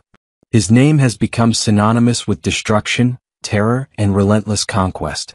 As the leader of the Huns, a nomadic warrior people from the Central Asian steppes, Attila's campaigns across Europe left an indelible mark on history. His invasions of the Roman Empire, his skill in warfare, and his ability to unite diverse tribes under his leadership made him one of the most potent military forces of the 5th century. Born in the mid-5th century, Attila's rise to power was not immediate. He became king of the Huns in 434, after the death of his father, Munzuk, and the division of power between him and his brother, Bleda. Although the two brothers initially ruled together, Attila soon took sole control after killing Bleda in 445. This ruthless act of fratricide marked the beginning of Attila's reign of terror, and under his leadership the Huns became an unstoppable force. Known for his fearsome presence, Attila was not just a military commander but also a strategic visionary, understanding the importance of psychological warfare. His name alone struck fear into the hearts of the Roman citizens, who referred to him as the Scourge of God, a title that reflected both the devastation he caused and the divine retribution they believed he represented. Attila's campaigns were a response to the growing power of the Eastern and Western Roman empires, which had been weakening due to internal strife and external pressures. The Romans, who had long been engaged in conflicts with various barbarian tribes, were ill-prepared for the savage might of Attila's Huns. The nomadic Huns, whose main tactics were centered on speed, mobility, and the shock value of their cavalry, were unlike any adversaries the Romans had faced before. Attila's forces were composed of warriors who were fiercely loyal, expertly trained in mounted combat, and equipped with superior bows, spears, and other weaponry. This combination of skill, discipline, and fearlessness made them a terrifying force on the battlefield. In the 440s, Attila launched a series of raids into the Eastern Roman Empire, which had already been significantly weakened by the years of previous wars. In 441 he crossed the Danube River and raided the Balkans, causing widespread devastation. The Roman Empire, unable to mount a sufficient defense, was forced to pay hefty tribute to Attila in exchange for peace. However, Attila's ambitions were not satisfied with mere tributes. He desired more: wealth, territory, and power. Over the next decade, Attila would continue his relentless advance into Roman territory, pushing further into the heart of the empire. The Western Roman Empire, under the leadership of Emperor Valentinian III, soon found itself under direct threat. In 452, Attila launched a campaign against the Western Roman Empire, marking his most devastating invasion. His army swept through Italy, and cities that had once been proud and thriving fell before the Huns. The Romans, desperate and terrified, were unable to stop his advance. Legends say that Pope Leo I, along with a delegation of Roman senators, met Attila in an attempt to persuade him to withdraw from Italy. While the exact details of this meeting remain unclear, It is widely believed that Attila was either convinced by the Pope's arguments or deterred by the sudden arrival of famine and disease in his ranks. The result was a retreat from Italy, though Attila's influence remained unchallenged. Despite his retreat from Italy, Attila's power continued to grow. He had already decimated the Roman military and left his mark on the empire's political structures. However, Attila's death in 453 marked the abrupt end of his empire. He died in his sleep under mysterious circumstances, possibly due to a hemorrhage caused by alcohol consumption. His death plunged the Hunnic Empire into chaos, and within a few years, it fractured. Without a strong leader, the Huns were unable to maintain their dominance, and the empire quickly collapsed. The legacy of Attila the Hun is one that has been etched into the annals of history. For centuries after his death, his name continued to evoke terror. His invasions were seen as a pivotal moment in the decline of the Western Roman Empire, contributing to its eventual fall in 476. While Attila's empire was short-lived, his military tactics, his ability to inspire fear, and his impact on European history were immense. Attila the Hun, the scourge of God, left behind a legacy of destruction, but also a reminder of the fragility of empires and the power of the nomadic warrior. The aftermath of Attila's reign was significant. In the wake of his death, the Huns scattered and lost their cohesive structure. The Romans, while devastated, had time to recover from the immediate threat. Yet, the memory of Attila lived on in the folklore and the collective psyche of Europe. In many ways, his invasions highlighted the growing vulnerability of the Roman Empire, which had been struggling with internal corruption, economic decline, and political fragmentation long before Attila's rise. The fall of the Roman Empire was a complex process, influenced by a variety of factors, but Attila's invasions were undoubtedly one of the most dramatic and destructive forces to contribute to its demise. Attila's impact on the world extended far beyond the fall of Rome. His legacy influenced subsequent generations of military leaders, from Charlemagne to Napoleon Bonaparte, who studied his tactics and strategies in the hope of emulating his success. Even today, Attila remains a figure of fascination in popular culture, often depicted as a symbol of barbarism and uncontrollable violence. Though history has largely painted Attila as a villain, it is important to understand the context in which he lived. The Huns were a people who lived in a harsh environment and were often pushed to the edge by their circumstances. Attila was not simply a destroyer for the sake of destruction. He was a leader who fought for survival, power, and dominance. The same drive that led him to conquer vast swaths of Europe was rooted in the harsh realities of his world, where resources were limited, and survival often depended on strength and the ability to dominate one's enemies. For the Huns, life was a constant struggle for existence, and Attila's leadership was a response to the challenges of his time. In the end, Attila's story is one of ambition, power, and the consequences of unchecked aggression. His invasions serve as a reminder of the fragility of civilizations and the power that a determined and ruthless leader can wield. Though Attila's empire was short-lived, his impact on history is undeniable. His name endures as a symbol of the destructive potential of war, the rise and fall of empires, and the ever-changing balance of power in the ancient world. Attila's influence also extended to the shaping of Europe's cultural and geopolitical landscape. The fear his name inspired among the Roman citizens and the various barbarian tribes left a lasting imprint on European political thought. As the Huns wreaked havoc across the Roman Empire, they contributed to the shifting power dynamics that would later define the medieval world. In some ways, Attila's invasions acted as a precursor to the migrations of the Germanic tribes, who would ultimately establish their own kingdoms in the remnants of the Roman Empire. These upheavals, while disastrous for the Roman Empire, paved the way for the eventual rise of new kingdoms and cultures across Europe. Attila, as the personification of the unstoppable force of the Huns, also symbolized the complex interaction between nomadic peoples and sedentary civilizations, highlighting how invaders can alter the course of history by challenging established power structures. His legacy, despite the collapse of his empire, became a cautionary tale about the costs of empire building and the delicate balance of power. Queen Mary I of England, the bloody rule of Bloody Mary. Born on February 18, 1516, to King Henry VIII and Catherine of Aragon, Mary Tudor entered a world of opulence shadowed by uncertainty. As the only surviving child of her parents' union, she was the beacon of dynastic hope for the Tudor lineage. From early childhood, Mary was given a humanist education, fluent in Latin and well-versed in music and classical studies. Her intelligence and poise, noted by ambassadors, positioned her as a valuable political asset in the European marriage market. However, beneath the surface of privilege stirred a storm that would eventually engulf her personal life and political reign. The English Reformation, ignited by her father's break from Rome to secure a male heir through an Bullen, shattered Mary's secure world. Once declared Princess of Wales, her legitimacy was challenged, and her status reduced to that of Lady Mary. She was forcibly separated from her mother and pressured to deny the validity of her parents' marriage. Defiant and devout, Mary refused to renounce her Catholic faith or her mother's honor.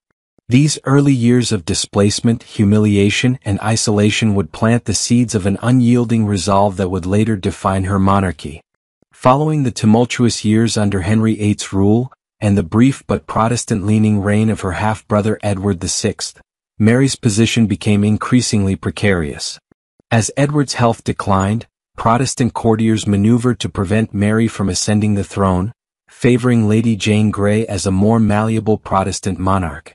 Yet, in a surprising twist of political will and popular support, Mary mustered loyal nobles and commoners alike, swiftly gaining control and marching triumphantly into London in 1553. Her accession was heralded by many as a return to rightful order, and crowds cheered her as the daughter of their beloved Queen Catherine. Mary's rise to power marked the restoration of Catholicism in England after years of reformist momentum. Her primary objective as sovereign was to reverse the Protestant innovations introduced by her predecessors and to reaffirm the supremacy of the papacy. Yet, unlike her father, Mary did not dismantle the existing political structure. Instead, she sought to influence it from within, reinstating papal authority and reviving traditional forms of worship. The re-establishment of Catholic doctrine and the annulment of Edwardian religious reforms were swift and systematic. These measures were not merely theological, they were deeply personal. For Mary, faith was inseparable from identity and duty. Mary's religious convictions, however, brought her into immediate and enduring conflict with the Protestant minority. Her government passed stringent heresy laws, and under their authority, a wave of persecution followed. Among the most remembered aspects of her reign were the Marian burnings, during which over 280 individuals were executed for heresy. These executions, conducted publicly, were intended as warnings to deter dissent and to reclaim the soul of the nation. The burnings included prominent figures such as Hugh Latimer, Nicholas Ridley, and Thomas Cranmer, whose deaths galvanized opposition and became rallying points for Protestant memory. Though Mary saw herself as restoring spiritual truth, history would later remember her as Bloody Mary, a moniker rooted in this grim chapter. Amid her campaign for religious uniformity, Mary sought to secure England's future through marriage. She chose Philip of Spain, son of Emperor Charles V, as her consort, a decision that proved deeply divisive. Many English subjects feared the influence of a foreign Catholic prince and suspected that England might be drawn into continental conflicts. Parliament attempted to curtail Philip's power, ensuring he would hold no authority independent of his wife. Nevertheless, the marriage proceeded in 1554 under carefully negotiated terms. The union was politically logical but emotionally distant. Philip spent little time in England, and their partnership failed to produce an heir, deepening Mary's private sorrow and weakening the stability of her Catholic legacy. Compounding these challenges was Mary's false pregnancy, a deeply humiliating and emotionally devastating episode. In 1555, she experienced symptoms of pregnancy, and celebrations commenced in anticipation of a royal birth. But as the months passed and no child arrived, hope turned to doubt. Eventually, it became clear that there would be no heir. Whether the result of a medical condition or psychological stress, the phantom pregnancy crushed her personal dreams and cast a pall over her political ambitions. Without a Catholic successor, the reforms she fought to enact faced an uncertain future. Mary's foreign policy, shaped by her marriage and Catholic allegiance, drew England into conflict with France. In 1557, at Philip's urging, England declared war on France, aligning with Spanish interests. The campaign culminated in a stinging loss, the fall of Calais in 1558. England's last remaining territory on the continent, Calais had been a symbol of English power since the days of the 100 Years' War. Its loss was not merely strategic, it struck at national pride and was seen as a personal failure of Mary's leadership. According to some sources, she reportedly said that when she died, the name Calais would be found engraved on her heart. Whether apocryphal or not, the sentiment reflected the weight of the loss and its impact on her reputation. As her health declined, so too did her influence. Without an heir, and with the Protestant Elizabeth waiting in the wings, Mary faced the twilight of her reign with waning power and growing disillusionment. Her once fervent supporters grew restless, and even her closest allies struggled to maintain the momentum of her religious policies. Mary's death on November 17, 1558, marked the end of a reign defined by fervor, tragedy, and unyielding belief. She was buried in Westminster Abbey, and later, Elizabeth I would be interred in the same tomb, two sisters united in death, divided in life and faith. In retrospect, Mary's reign was brief, lasting just 5 years, yet its legacy was profound. She ruled during a volatile time, where questions of religious authority, dynastic legitimacy, and national identity converged with ferocious intensity. To many contemporaries, Mary was a queen of conviction, determined to restore what she believed was the true faith and rightful order of England. To later generations, however, her methods, especially the executions, overshadowed her motives. The moniker Bloody Mary stuck not merely because of the blood spilled, but because of the moral reckoning her reign provoked. Modern historians have revisited Mary's rule with more nuance, attempting to balance the emotional weight of her religious policies with an understanding of the pressures she faced. She was the first woman to rule England in her own right, a fact that carried immense symbolic and practical implications. As a female monarch in a patriarchal society, Mary navigated suspicion, resistance, and ridicule, often being judged more harshly than her male counterparts. Her choices, controversial as they were shaped by a world where religious allegiance was inseparable from political loyalty, and where monarchs were held accountable not just for governance, but for the souls of their subjects. While the fires of Smithfield dominate the historical narrative, Mary's reign also laid the groundwork for her successor. Elizabeth I inherited a throne both weakened and stabilized.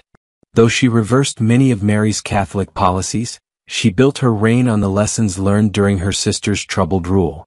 The Elizabethan settlement, with its careful balance of outward conformity and inner conscience, bore the imprint of Mary's unyielding pursuit of uniformity and the backlash it provoked. In this way, Mary's reign, however contested, became an essential chapter in the shaping of the English state. The emotional dimension of Mary's story is perhaps the most compelling. Raised in privilege, cast down in disgrace, elevated to sovereign, and finally broken by loss and illness, her life was a continuous series of reversals. Her identity was forged through trial, her convictions tested by betrayal and solitude. The woman who emerged on the throne was one determined not to bend to the winds of compromise, even if it meant enduring loneliness, unpopularity, and failure. It is this complexity, the interweaving of personal pain and political ambition, that lends her story its tragic gravity. Her court was a place of solemnity and reverence, more austere than the splendor seen under other Tudor rulers. Mary surrounded herself with advisors who shared her vision, though not all were loyal or wise. Some used her convictions to pursue their own ends, while others miscalculated the depth of opposition among the populace. Nonetheless, she remained committed to her vision of a restored Catholic England. Her policies were not universally accepted, and resistance simmered in corners of the realm. Still, Mary was resolute, believing her actions were not only just but necessary. Despite the brutality attributed to her reign, Mary was not without compassion. She enacted reforms to improve coinage, oversaw initiatives to support the poor, and maintained a careful attention to the administration of justice. But such efforts were eclipsed by the fire of religious division. The perception of tyranny grew not only from what she did but from the fears those acts stirred. In a time of suspicion and rebellion, perception shaped reality as much as policy did. Mary ruled with a heavy burden, of expectation, of legacy, of redemption. As England mourned her passing, it did so with a complex mixture of relief and respect. Many feared the future under Elizabeth, just as they had under Mary. The country stood once again at a religious and political crossroads. Mary's death closed a chapter, but the debate over her character and rule had just begun. Over the centuries, interpretations of her reign have shifted, but her role as a pivotal figure in the Tudor narrative remains indisputable. Queen Mary I of England ruled with conviction and pain, striving to restore what she saw as divine order in a country fractured by reform. Her legacy is inseparable from the fires of persecution, yet equally bound to the emotional depth of her life and the seriousness with which she approached her duties. To understand her reign is not to excuse its cruelties, but to recognize the forces, personal, political, and spiritual, that shaped one of England's most controversial monarchs. Her reign was not merely a period of repression but a defining struggle over identity, belief, and power at one of history's most pivotal crossroads. The brutality of Pol Pot, Cambodia's Khmer Rouge regime. The story of Cambodia under the Khmer Rouge regime remains one of the darkest chapters of the 20th century, marked by an extraordinary level of brutality, ideological extremism, and human suffering. At the center of this terrifying era stood Pol Pot, a man whose vision for a communist utopia led to the systematic dismantling of Cambodian society and the deaths of nearly 2 million people. Born as Saloth Sar in 1925 to a relatively well-off farming family, Pol Pot was educated in French colonial schools and later studied in Paris. It was there that he was introduced to Marxist-Leninist ideology, which he absorbed with fervor. Upon returning to Cambodia, he quietly began laying the groundwork for a radical transformation that would forever scar the nation's identity. Pol Pot rose to power through a mix of clandestine organizing, ideological indoctrination, and calculated alliances. By the late 1960s, he had established himself as the leader of the Communist Party of Kampuchea, later known as the Khmer Rouge. During the chaos of the Cambodian Civil War and amidst widespread disillusionment with the US-backed Lon Nol government, Pol Pot's forces gained momentum. In April 1975, Phnom Penh fell, and the Khmer Rouge declared victory. What followed was not reconstruction or recovery but a rapid descent into a nightmarish reality where the state declared war on its own people in the name of revolutionary purity. One of the first and most shocking actions of the Khmer Rouge was the immediate evacuation of all cities, including the capital. Millions were forced to leave their homes, businesses, and even hospitals at gunpoint, marching into the countryside under the guise of temporary relocation. In truth, this was a calculated move to erase urban life and begin the forced transformation of Cambodia into an agrarian utopia. Cities were seen as corrupt, decadent relics of capitalism and foreign influence. Intellectuals, professionals, and the educated class were targeted first, often killed simply for wearing glasses or speaking a foreign language, perceived as symbols of bourgeois decay. The new regime renamed the country Democratic Kampuchea and launched a radical social experiment. The calendar was reset to year zero, symbolizing a complete break from the past. Private property was abolished, families were separated, and children were often indoctrinated to report on their own parents. The entire population was organized into labor brigades, forced to toil in rice fields, dig canals, or build infrastructure under brutal conditions. Food was scarce, medical care was rudimentary or non-existent, and any deviation from orders could result in execution. Religion was banned, foreign books were destroyed, and cultural heritage was erased in a ruthless attempt to mold the citizenry into a uniform, obedient collective. Pol Pot's vision demanded absolute loyalty and unquestioning obedience. Dissent, even if imagined, was met with swift and often fatal punishment. The regime established a network of security centers, the most notorious being S21, located in a former high school in Phnom Penh. Here, tens of thousands were imprisoned, tortured, and executed after forced confessions. Few who entered S-21 left alive. Guards were often teenage recruits conditioned to view mercy as betrayal. Victims were accused of being spies, saboteurs, or enemies of the revolution, charges that were frequently baseless but served to justify the ever-expanding purges. Perhaps the most terrifying aspect of the Khmer Rouge regime was its internal paranoia. Pol Pot and his inner circle constantly suspected betrayal, even within their own ranks. Cadres who had once enjoyed high positions were suddenly labeled traitors, arrested, tortured, and executed. The regime devoured itself, turning inwards in a spiral of suspicion and violence. The purges intensified, and the logic of survival became ever more twisted. In many cases, individuals confessed to crimes they never committed in a desperate bid to end their suffering or protect their families, only to be killed anyway. The agricultural policies implemented during the Khmer Rouge period were as disastrous as they were ideologically rigid. Determined to increase rice production without regard for traditional farming knowledge, the regime ordered mass collectivization and implemented untested techniques that resulted in widespread crop failures. Starvation became rampant, and yet reporting such conditions could be construed as defeatist or treasonous. Entire communities perished in silence, unable to speak the truth for fear of execution. The suffering was immense and all-encompassing, as Cambodians not only lost their loved ones but also their cultural anchors, spiritual practices, and sense of individual identity. Education, if it could still be called that, was reduced to political indoctrination. Schools were shut down, teachers eliminated, and young children were taught to worship the revolution rather than think critically or learn practical skills.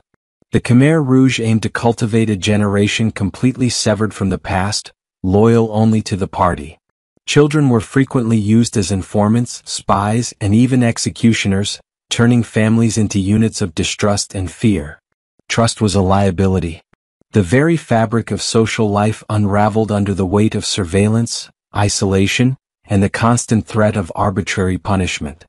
Internationally, the world watched with limited understanding of the horrors unfolding in Cambodia. The country had been largely closed off to foreign observers, and the Khmer Rouge regime maintained a carefully curated image abroad. For a time, they even retained Cambodia's seat at the United Nations, despite mounting evidence of atrocities. Few outsiders knew the full extent of the genocide until after the regime was overthrown. What news did emerge often lacked the specificity and horror that could galvanize international action. Cambodia, once a jewel of Southeast Asia, became a land of silence and shadows, its population trapped in an ideological nightmare. By the late 1970s, tensions between Cambodia and neighboring Vietnam escalated. Khmer Rouge troops repeatedly attacked Vietnamese border villages, prompting a full-scale invasion by Vietnam in December 1978. In January 1979, Vietnamese forces captured Phnom Penh and dismantled the Khmer Rouge regime. Pol Pot and his loyalists fled to the jungle, where they continued a low-level insurgency for years. The fall of the regime brought relief to a suffering population, but the wounds inflicted were deep, pervasive, and would take decades to heal. The aftermath of the Khmer Rouge era revealed the full scale of devastation. Mass graves were discovered throughout the countryside, later known as the Killing Fields, silent testaments to the systematic extermination of a population. Survivor testimonies recounted unspeakable acts of cruelty, loss, and trauma. The new government, under Vietnamese supervision, struggled to rebuild a shattered society while grappling with famine, disease, and a broken infrastructure. Many survivors lived with a deep sense of guilt, not only for surviving but for the choices they had been forced to make under impossible circumstances. Families were irreparably broken. Generations were lost. Efforts to bring justice were slow and fraught with political complications.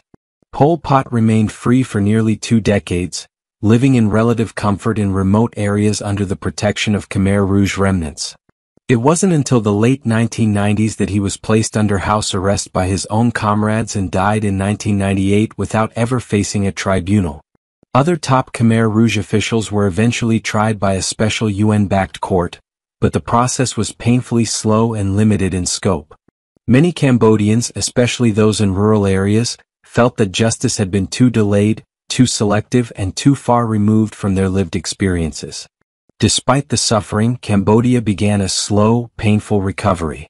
The scars of the Khmer Rouge period remain visible not only in physical remnants but in the collective psyche of its people. Trauma has been passed down, silently, from one generation to the next. Memory itself became a battlefield as communities struggled with how much to remember and how much to forget. Some survivors chose silence as a means of survival, while others became vocal witnesses, determined to ensure that history would never repeat itself. The process of national healing required confronting painful truths, recognizing the humanity of victims, and acknowledging the responsibilities of those who had participated or remained silent. Pol Pot's ideology did not emerge in a vacuum. It was forged in a context of colonial exploitation, Cold War power struggles, and regional instability. The appeal of radical transformation gained traction in a country riddled with inequality, foreign interference, and historical trauma. Yet the zeal with which Pol Pot implemented his vision and the horrific consequences it unleashed reveal the danger of ideology detached from empathy, and revolution divorced from humanity. What began as a call for liberation became a machine of destruction that spared no one, not even the revolutionaries themselves. Today, Cambodia continues to grapple with the legacy of those years. Memorials like the Tol Sling Genocide Museum and the killing fields of Choang Ek serve as stark reminders of what took place. They are places of mourning, education, and warning, standing as bulwarks against forgetting. Young Cambodians learn about the Khmer Rouge in school, though often with a sense of disbelief that such horror occurred within living memory. Rebuilding trust, community, and hope has taken time and continues to be an ongoing journey. The resilience of the Cambodian people is evident in their efforts to reclaim their identity, honor their dead, and build a future defined not by terror but by compassion and courage. The story of Pol Pot and the Khmer Rouge is not just a Cambodian tragedy, it is a global one. It reminds us of how quickly society can unravel when fear is weaponized, when ideology trumps humanity, and when leaders pursue power without regard for the people they claim to serve. It is a stark lesson in the importance of vigilance, historical memory, and the enduring value of human dignity. The echoes of that dark period still reverberate, not as relics of the past, but as urgent calls to never again allow such brutality to take root. Cambodia's path to healing may be long, but its perseverance stands as a powerful testament to the human spirit's ability to endure and rise again, even from the depths of unimaginable suffering. Emperor Hirohito and the Imperial Japanese Empire's war crimes. The rise of Emperor Hirohito to the chrysanthemum throne in 1926 marked a new era in Japanese history. The nation, long entrenched in imperial traditions and rising industrial power, stood at a crossroads between modernization and militaristic expansion. Hirohito, born into the most prestigious family line in Japan, was both a symbol of national unity and a central figure around which the state rallied. Though his persona was cloaked in reverence and formality, his reign coincided with some of the darkest chapters in Japanese and global history. The complex interplay between his imperial role and the military government's ambitions would have profound consequences, culminating in atrocities that scarred East Asia and left lasting questions about responsibility and leadership. As the 1930s unfolded, Japan's ambitions turned sharply toward territorial expansion. Driven by economic pressures, nationalist fervor, and a vision of Asian dominance, the Japanese military undertook campaigns that would embroil the empire in conflict across the Pacific and Asia. The invasion of Manchuria in 1931 signaled a clear departure from diplomacy and revealed the imperial government's growing alignment with the military elite. While Hirohito did not initiate the invasion, he sanctioned it through imperial rescripts, demonstrating the deeply intertwined relationship between the throne and military command. The League of Nations condemnation did little to deter Japan's expansionist path, and instead, Japan withdrew from the international body, further isolating itself and reinforcing its self-perception as a unique power entitled to rule Asia. In 1937, tensions with China erupted into full-scale war following the Marco Polo Bridge incident. What followed was a brutal occupation that included one of the most horrifying atrocities of the 20th century, the Nanjing Massacre. Over several weeks, Japanese troops carried out a campaign of mass murder, rape, and destruction in China's capital, resulting in the deaths of an estimated 200,000 to 300,000 civilians and prisoners of war. The scale of brutality, the systematic nature of the killings, and the open contempt for international laws of warfare raised alarm worldwide. Reports from missionaries, journalists, and diplomats painted a harrowing picture, yet the Japanese government denied responsibility. Orders for leniency were absent, and no significant punishment was dealt to those who orchestrated or executed the slaughter. Hirohito's knowledge of the Nanjing Massacre has been a point of deep historical debate. While some argue he was shielded from the full truth by military advisors, others cite evidence that he received detailed reports and did not intervene. The emperor's imperial orders, known as Rinsen, and the silence that followed the atrocities, suggest at least a tacit acceptance or indifference to the suffering inflicted by his forces. Even if Hirohito did not directly command the operations in Nanjing, his authority was absolute under the Japanese constitution. He had the power to recall generals, to command a halt, or to issue directives that could have altered the course of events. That he did not is viewed by many historians as a grave moral and political failure. Beyond China, Japan's war machine continued its aggressive expansion across Asia and the Pacific. The occupation of Korea and Taiwan had already involved forced cultural assimilation, economic exploitation, and harsh repression. But with the eruption of the Pacific War in 1941, Japan's policies turned even more brutal. In Southeast Asia, Japanese troops occupied the Philippines, Indonesia, Malaya, and Burma.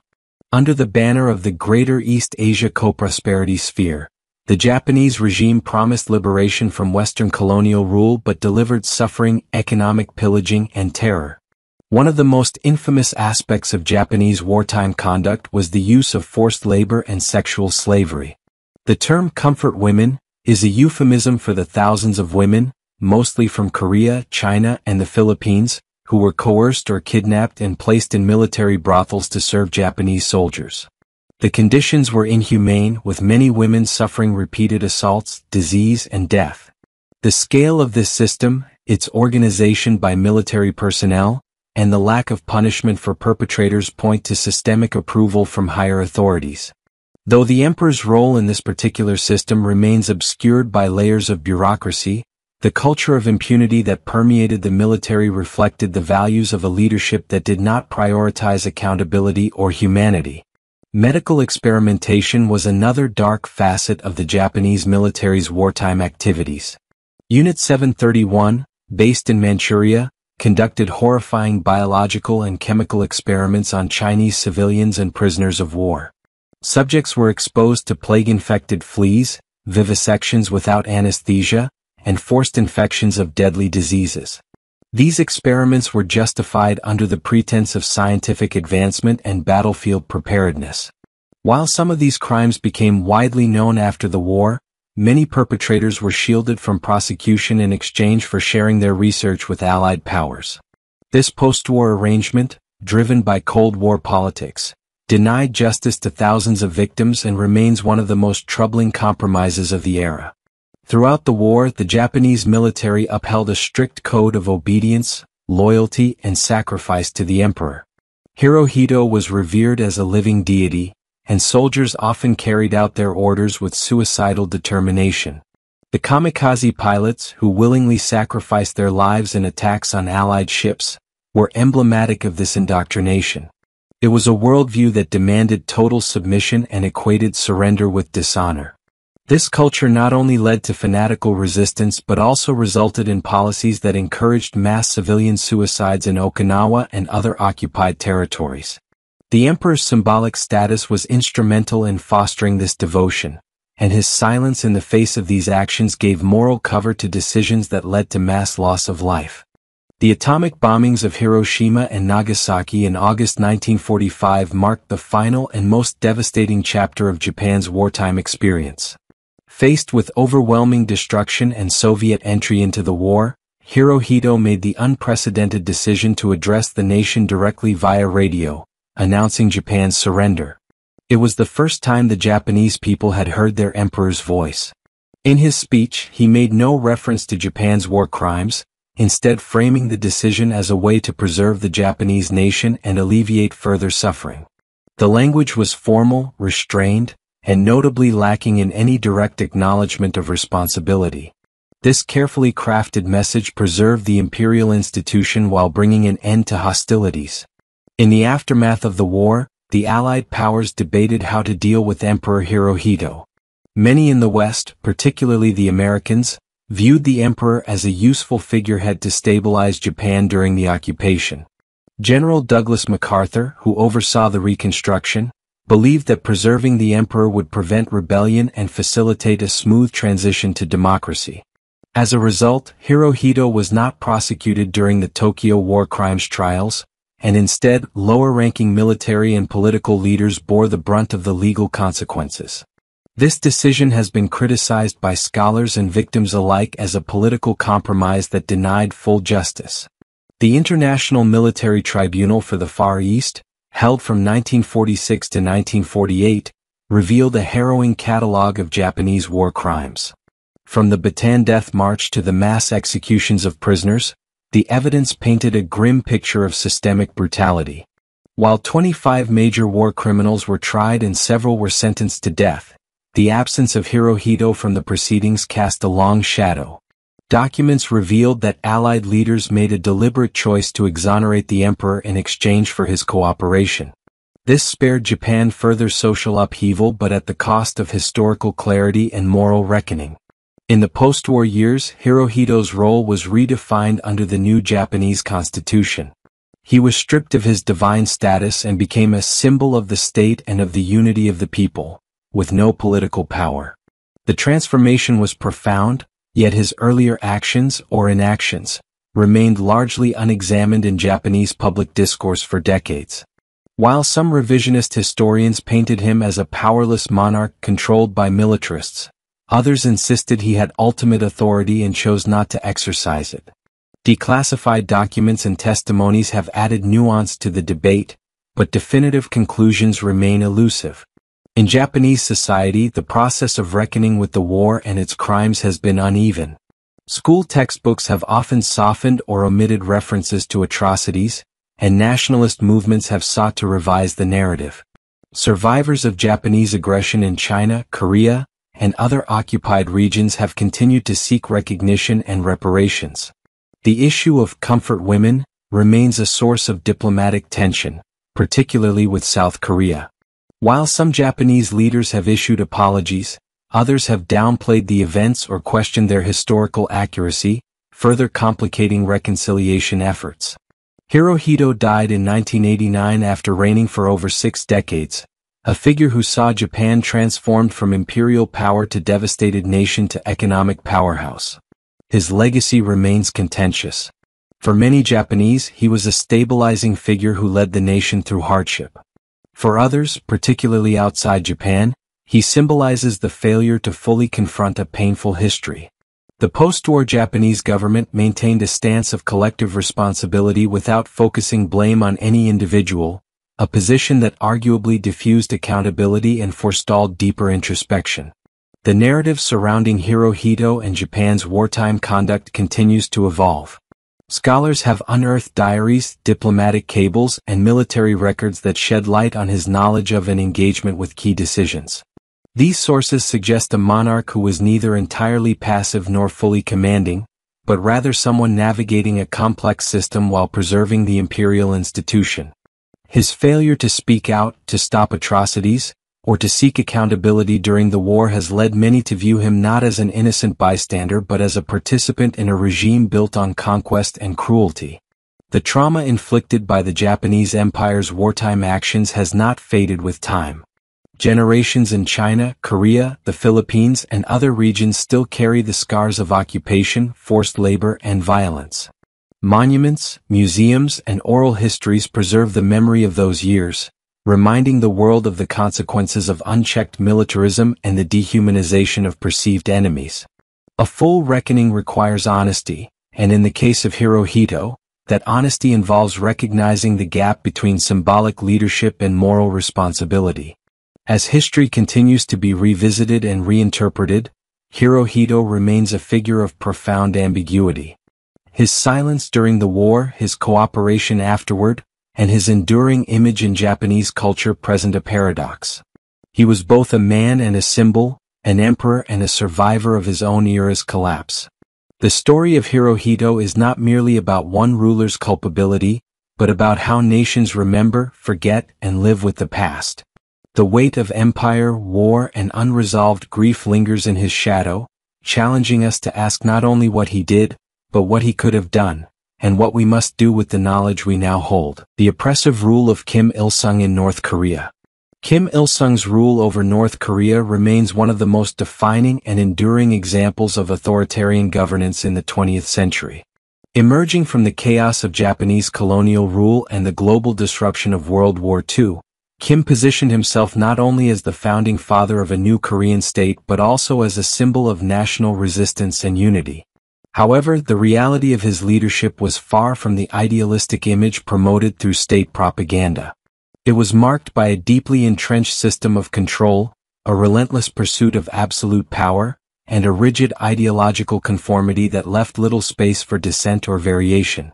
His rise was as much about revolutionary charisma as it was about the careful elimination of rivals, both ideological and political.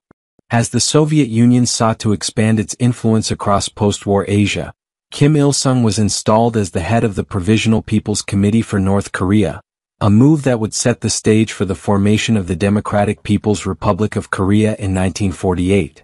From the outset, his rule was characterized by an iron grip over party structures, a keen manipulation of narrative, and an unflinching suppression of all perceived threats. Under his leadership, North Korea evolved into one of the most closed and secretive societies in modern history. The regime prioritized ideological purity and unwavering loyalty above all else. Through the development and enforcement of Juche, a self-reliant ideological framework that fused nationalism, Marxism-Leninism, and a near-religious reverence for Kim himself, a new societal structure took shape. It was not merely a political doctrine but a guiding principle for every aspect of life, enforced from early childhood education to the highest echelons of military and political life. Kim was not only a leader, he was presented as a parental figure, a divine guide, and a protector of the Korean people, all rolled into one. This myth-making was so extensive that any deviation from the narrative was treated not merely as a political infraction but as a betrayal of the very soul of the nation. The social structure under Kim Il-sung became rigidly stratified. Citizens were classified based on their perceived loyalty to the regime, resulting in a hereditary caste-like system known as songbun. This classification determined everything from access to education and housing to employment and even food. Individuals with hostile songbun, typically descendants of landlords, capitalists, or people associated with South Korea or the West, were systematically marginalized. This stratification was deeply ingrained and difficult to escape, often persisting across generations regardless of individual behavior. The result was a deeply fractured society wherein opportunity and survival depended not on merit or contribution, but on historical association and unwavering obedience to the party line. Political repression was not only systematic but also institutionalized through extensive surveillance, frequent purges, and a climate of fear. The state security apparatus operated with virtually unchecked power, detaining citizens without trial and subjecting them to harsh interrogations, forced confessions, and long-term imprisonment in labor camps. These camps, known as kwanliso, became notorious for their inhumane conditions and widespread abuses. Testimonies from former prisoners speak of grueling forced labor, starvation, torture, and executions, often for offenses as minor as failing to show sufficient respect to a portrait of Kim. Entire families could be punished for the perceived crimes of one member, as the regime's policy of guilt by association sought to extinguish dissent at its roots. Censorship and propaganda permeated every level of society. The media operated exclusively as an instrument of the state, disseminating only content that glorified the leadership and reinforced ideological obedience. Foreign media was strictly banned, and even possession of outside materials could lead to severe punishment. Schools indoctrinated children from a young age, teaching them not only traditional subjects but also the life story of Kim Il-sung, framed as a heroic narrative of struggle and triumph. His childhood, military exploits, and supposed genius were romanticized to the point of mythology. Every textbook, monument, and television program reinforced this image, cultivating an atmosphere in which questioning the leader was unthinkable. One of the most catastrophic consequences of Kim's policies was the prolonged suffering of the population through mismanaged economic decisions and isolationist strategies.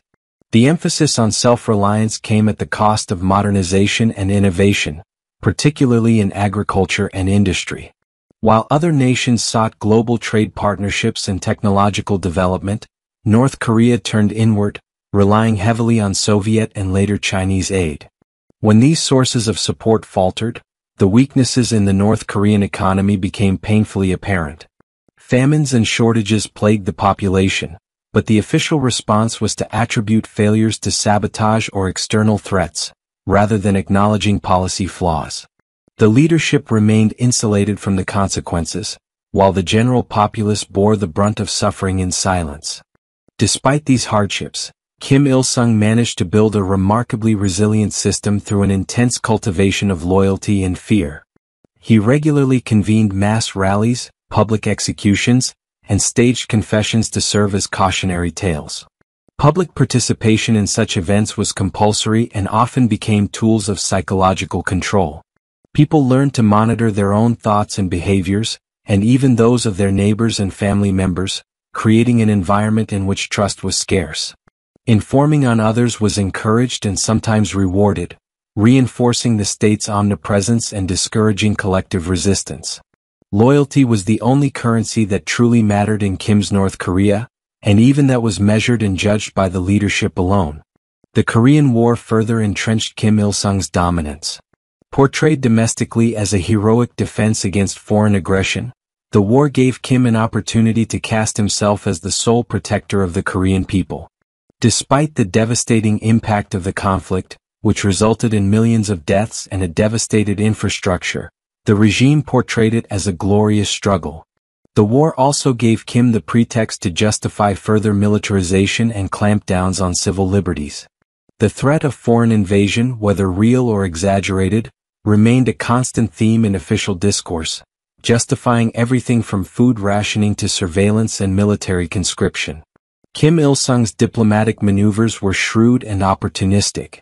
He often played China and the Soviet Union against each other, extracting economic and military aid while avoiding complete subordination to either power.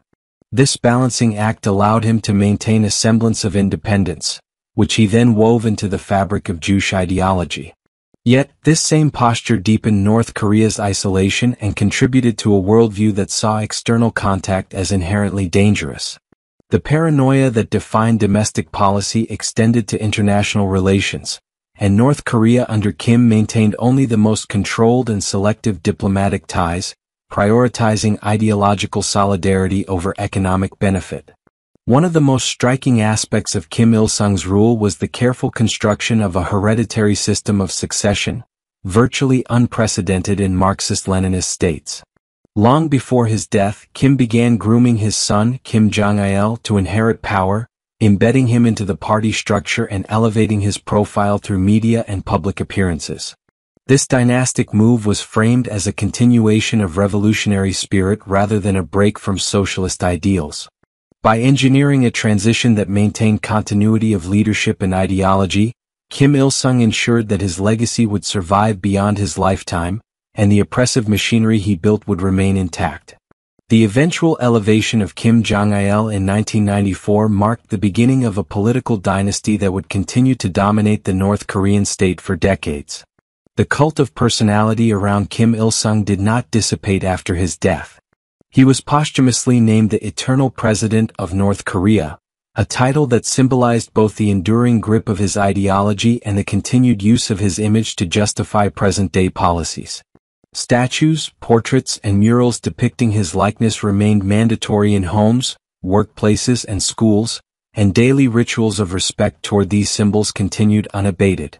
In this way, Kim's influence remained omnipresent, shaping the behavior, thoughts, and aspirations of successive generations.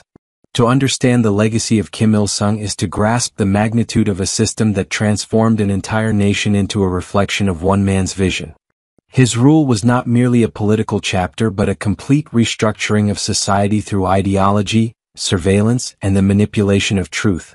The cost of this transformation was borne by millions who lived in fear, were denied basic freedoms, and were forced to mold their identities to fit the state's expectations. Kim Il-sung's North Korea was a state built on the promise of unity and strength, but one maintained through control, isolation, and unrelenting ideological conformity. His reign continues to cast a long shadow over the peninsula, one defined by rigidity, sacrifice, and the haunting silence of a people who were never given a voice. Ivan the Terrible, Russia's first Tsar and his reign of terror. Ivan IV, known as Ivan the Terrible, stands as one of the most controversial and impactful rulers in Russian history. His reign, spanning from 1547 to 1584, not only altered the course of Russia's political landscape but also shaped the way future generations would view autocratic leadership. Ivan's legacy is a paradox. While he centralized Russia and helped solidify its position as a formidable empire, his methods of governance, marked by paranoia, cruelty, and bloodshed, left the Russian people suffering under the weight of his terror. Born on August 25, 1530, Ivan was the son of Grand Prince Vasily III of Moscow and Elena Glinskaya. His early life was marked by hardship and instability, as his father's death when Ivan was just 3 years old left him an orphaned heir to a throne that was contested by powerful factions of the Russian nobility, the boyars. These early years were filled with turmoil, as the young Ivan witnessed betrayal, political intrigue, and power struggles at the Russian court. As a result, Ivan was deeply suspicious of those around him and developed a profound distrust for the nobility who had once wielded significant power in the Russian state. The boyars, a class of Russian aristocrats, were a significant force in the political system of the time. They had considerable land and wealth, and their influence extended throughout the country. For much of Ivan's early reign, the boyars dominated the royal court, advising the young Tsar and controlling much of the day-to-day functioning of the state. However, this system was far from stable, as rival factions within the boyar class often clashed over influence and control. Ivan, already distrustful of the nobility due to his early experiences, found himself increasingly frustrated by their resistance to his authority. When Ivan was crowned Tsar of all Russia in 1547, he became the first Russian ruler to assume the title of Tsar, a designation that symbolized his absolute authority and divine right to rule. This moment marked the beginning of Ivan's quest to transform Russia from a fragmented and unstable realm into a centralized, powerful empire. His coronation was not just a political statement. It was a declaration of his intent to break from the old medieval traditions and to establish a new order in which the Tsar held supreme power over all matters of state. In his early years as Tsar, Ivan implemented a series of reforms designed to strengthen the central government and reduce the power of the boyars. He introduced a new code of laws, known as the Sudebnik, which helped standardize legal procedures across the country. He also reformed the military, creating the Streltsy, a standing army composed of musketeers who were loyal directly to the Tsar. Ivan's military reforms helped make Russia more defensible, as he sought to expand the borders of his realm and secure Russia's position as a dominant force in Eastern Europe. One of Ivan's most notable achievements was his conquest of the Khanate of Kazan in 1552.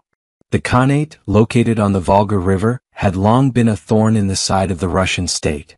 Its people, the Tatars, had repeatedly raided Russian territories, causing significant damage. Ivan saw the conquest of Kazan as a way to secure Russia's southern borders and to establish control over important trade routes.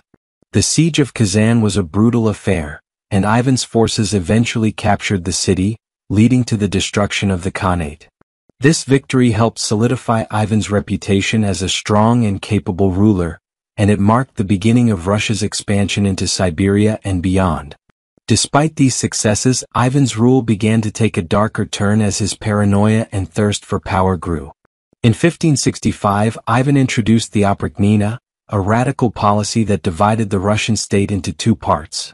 The oprichnina, which was directly controlled by Ivan and his loyalists, and the zemshchina, which remained under the control of the boyars. The oprichnina was essentially a state within a state, and Ivan used it as a tool to purge the nobility and eliminate any threats to his rule. The oprichnina was notorious for its brutality. Ivan's secret police, known as the oprichniki, were tasked with rooting out enemies of the Tsar, real or imagined. The oprichniki were given free rein to arrest, torture, and execute anyone they deemed a threat to Ivan's authority. They were often seen riding through Moscow dressed in black robes, carrying the symbols of the oprichnina, a dog's head and a broom, both of which represented the Tsar's power to root out corruption and sweep away his enemies. The oprichniki carried out horrific acts of violence, including public executions, torture, and the destruction of entire communities suspected of harboring disloyalty. Ivan's paranoia led him to commit some of the most notorious acts of his reign. In 1569, Ivan turned his wrath on the city of Novgorod, which he suspected of treason.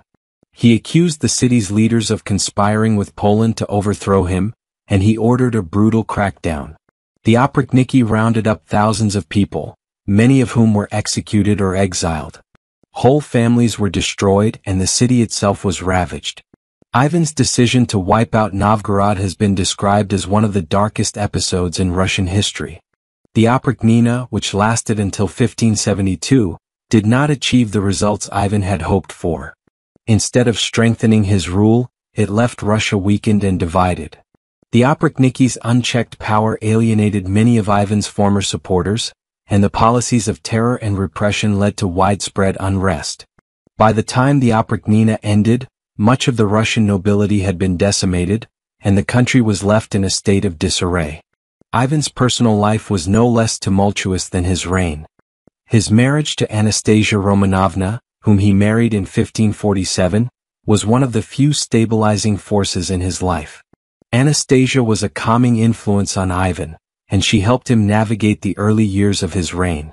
However, after her death in 1560, Ivan became increasingly unstable.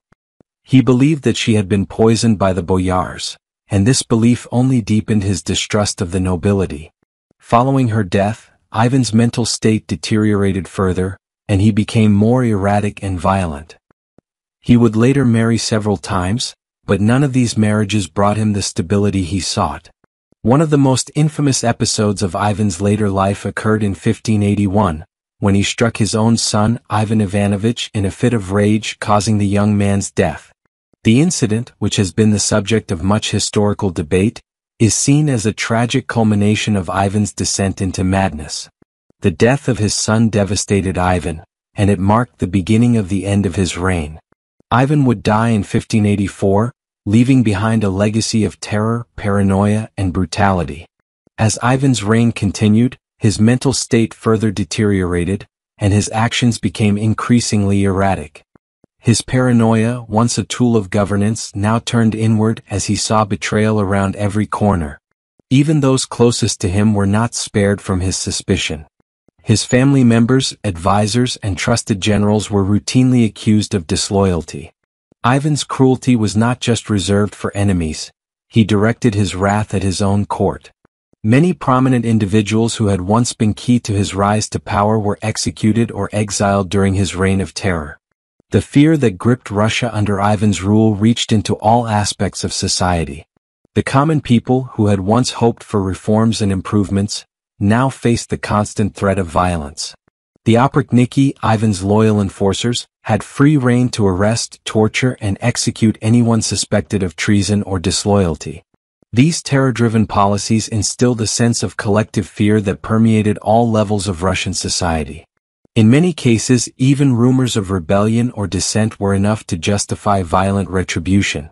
Despite the devastation caused by his violent purges, Ivan was not entirely without vision. His military campaigns, though often brutal, helped expand Russia's territory. In addition to the successful conquest of Kazan, Ivan also turned his attention to the western frontier, where he sought to increase Russian influence. His campaigns in the Livonian War, which lasted from 1558 to 1583, were designed to gain control over the Baltic Sea, a strategic region for trade and military dominance. Although the war was ultimately unsuccessful and cost Russia dearly, it demonstrated Ivan's willingness to use force to secure his vision of a greater Russia. The war also exposed some of the weaknesses of Ivan's rule, as his attempts to build a powerful military presence in the region were met with setbacks and failures. In his final years, Ivan became more isolated, surrounded by few allies and fewer supporters. His behavior grew increasingly unpredictable, and he was often overcome by fits of rage or deep depression. The death of his son Ivan Ivanovich, the heir to the throne, struck a devastating blow to Ivan. The loss of his son left him without an obvious successor, which would have grave consequences for the Russian state. By the time of his death in 1584, Ivan had left behind a nation divided, weakened, and vulnerable to internal strife. His legacy would continue to haunt Russia, as his reign had set the stage for the Troubles, a period of political instability and foreign intervention that would plague Russia in the years that followed. The reign of Ivan the Terrible, marked by a series of brutal purges, military setbacks, and personal tragedy, remains one of the most complex and turbulent periods in Russian history. While he expanded Russia's borders and centralized power, he did so at an immense cost to the Russian people. His descent into madness and tyranny left a nation scarred, both politically and psychologically, for generations to come. Ivan the Terrible's reign serves as a reminder of the dangers of unchecked power and the destructive consequences of absolute rule. The madness of Caligula, one of Rome's most notorious emperors. The name Caligula has echoed through centuries as a symbol of unchecked power, eccentricity, and terror within the Roman Empire. Officially known as Gaius Julius Caesar Augustus Germanicus, he began his life as the son of the beloved Roman general Germanicus and Agrippina the Elder, a noblewoman of imperial blood. Born into a lineage that promised greatness, the young Gaius was affectionately called Caligula, meaning little boots, by the soldiers who admired him as a boy in miniature military garb. From the outset, Caligula's life was entwined with the grandeur and darkness of Rome's imperial destiny. Raised in the shadow of military camps and imperial palaces, he observed both discipline and decadence, love and betrayal. This duality would later explode into a reign remembered not for its glory, but for its terrifying unpredictability. When Germanicus died under suspicious circumstances during a military campaign in the East, a wave of mourning swept across Rome.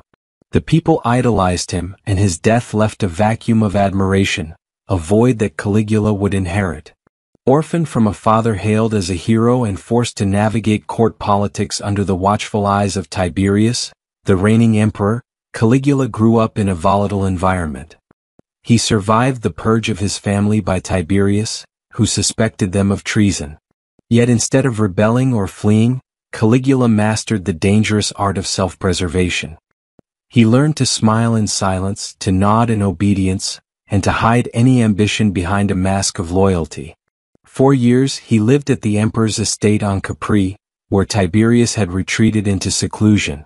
It was in this isolated palace, far from the prying eyes of the Senate and the people, that Caligula learned the true nature of imperial power. Tiberius, nearing the end of his reign, began to view Caligula as a potential successor. Though no formal adoption occurred, the aging emperor saw in him a candidate who had survived the political bloodshed with cunning and patience. In 37 AD, Tiberius died under ambiguous conditions, and Caligula ascended to the throne with the overwhelming support of the Roman populace. Initially the Roman people rejoiced. After the dour and oppressive years under Tiberius, the youthful and charismatic Caligula seemed a beacon of hope. He was the grandson of Augustus by bloodline, the son of Germanicus, and a fresh wind for the weary empire. Crowds gathered in celebration, coins bore his image, and senators rushed to his side to express devotion. Caligula began his rule with acts of generosity, freeing political prisoners, abolishing unpopular taxes, and hosting games in honor of the public. It seemed, for a fleeting moment, that Rome had found a ruler to unite its fractured heart. But the optimism was short-lived. Just months into his reign, Caligula fell gravely ill. The nature of his illness remains uncertain. Ancient sources suggest poisoning, epilepsy, or a nervous breakdown. Whatever the cause, his recovery marked a turning point. Those close to him reported a change in temperament, as if the illness had unlocked a hidden madness within. The once cordial princeps began exhibiting disturbing behavior. Sudden fits of rage, paranoia, cruelty, and a growing appetite for extravagance. The charm faded, replaced by a volatile ruler whose every command had to be obeyed without question. The mask of sanity that had preserved him through his youth now gave way to a mind unmoored from restraint. One of the defining traits of Caligula's rule was his belief in his own divinity. While Roman emperors were often deified after death, Caligula sought such honors while still living. He demanded to be worshipped as a god, erecting temples in his name and insisting that statues of deities be modified to bear his likeness. Even sacred traditions were warped to feed his ego. He ordered the heads of Jupiter and other major gods replaced with his own on statues, and compelled high-ranking senators to prostrate themselves before his image. For the Roman aristocracy, this was more than arrogance, it was sacrilege. Yet few dared resist. The boundaries between man and God, between mortal ruler and immortal force, were no longer recognized in Caligula's court. He spent lavishly on games, spectacles, and building projects that drained the treasury. Gladiatorial combat returned in excess, chariot races were staged with mythical themes, and artificial lakes were constructed for mock naval battles. He also began enormous construction projects.